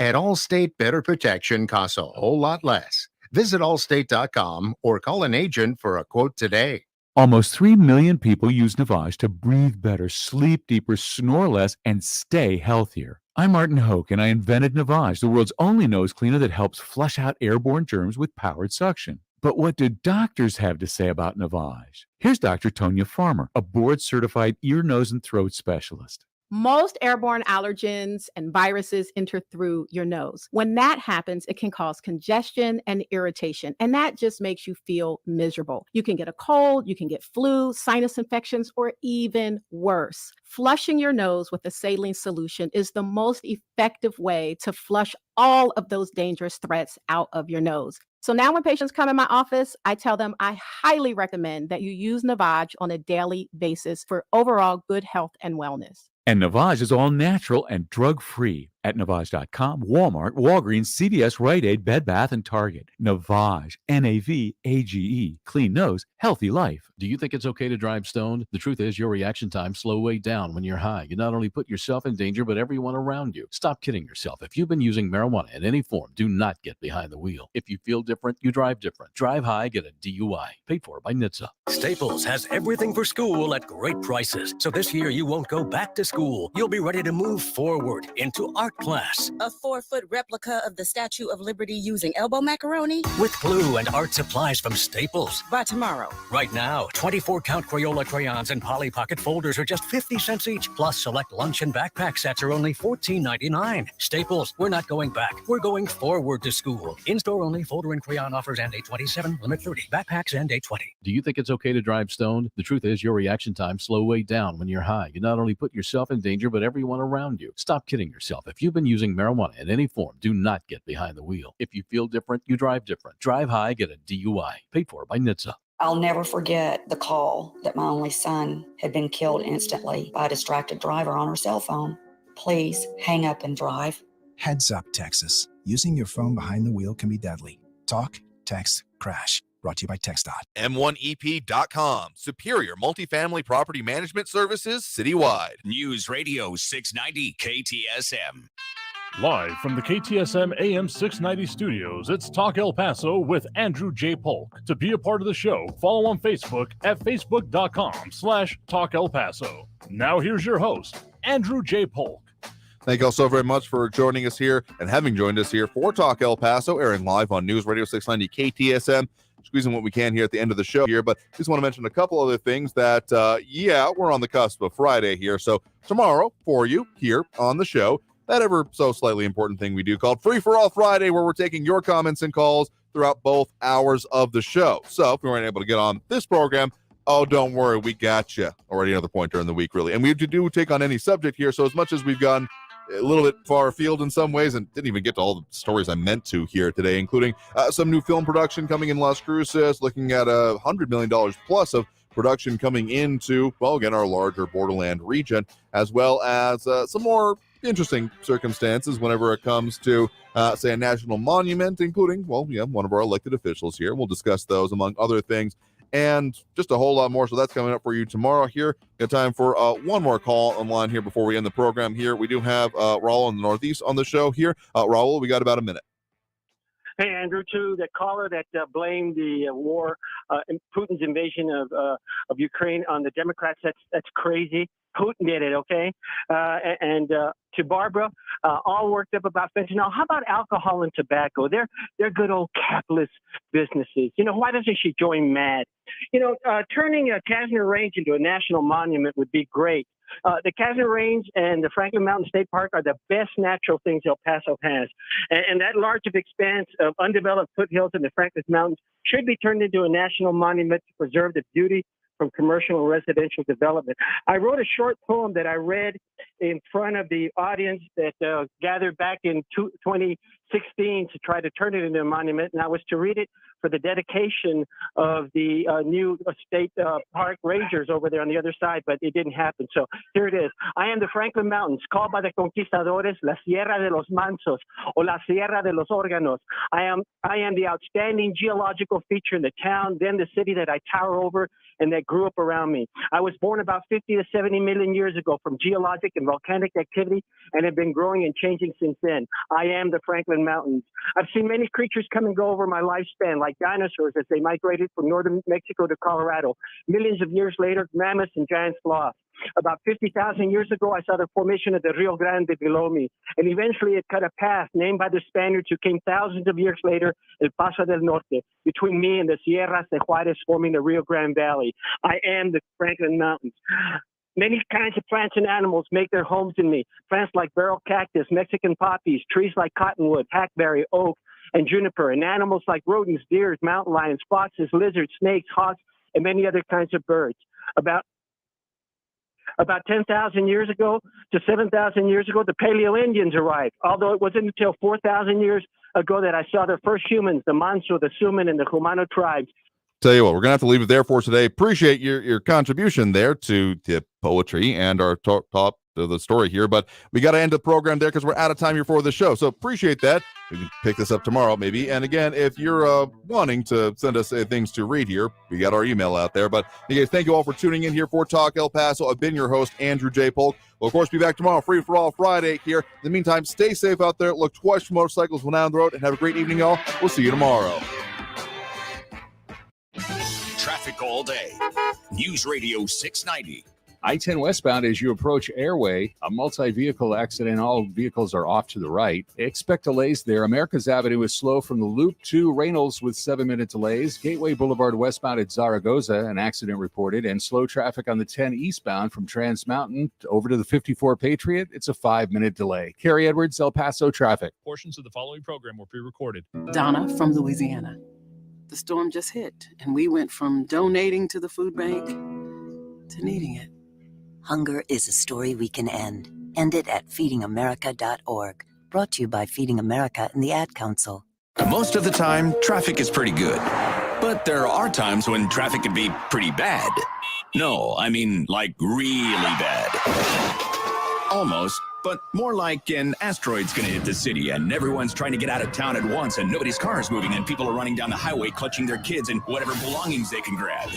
Yep, now you got it. It's times like these you need your severe traffic station. Traffic and weather all day. Stay informed with El Paso's News Radio 690 KTSM. News on the hour and a half. Traffic and weather all day. News Radio 690 is KTSM AM El Paso, an iHeart radio station.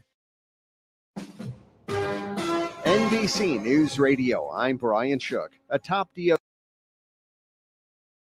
happen if the affidavit used to raid former President Trump's South Florida home is unsealed. Jay Bratt told the judge amateur sleuths on the internet could discover personal information about witnesses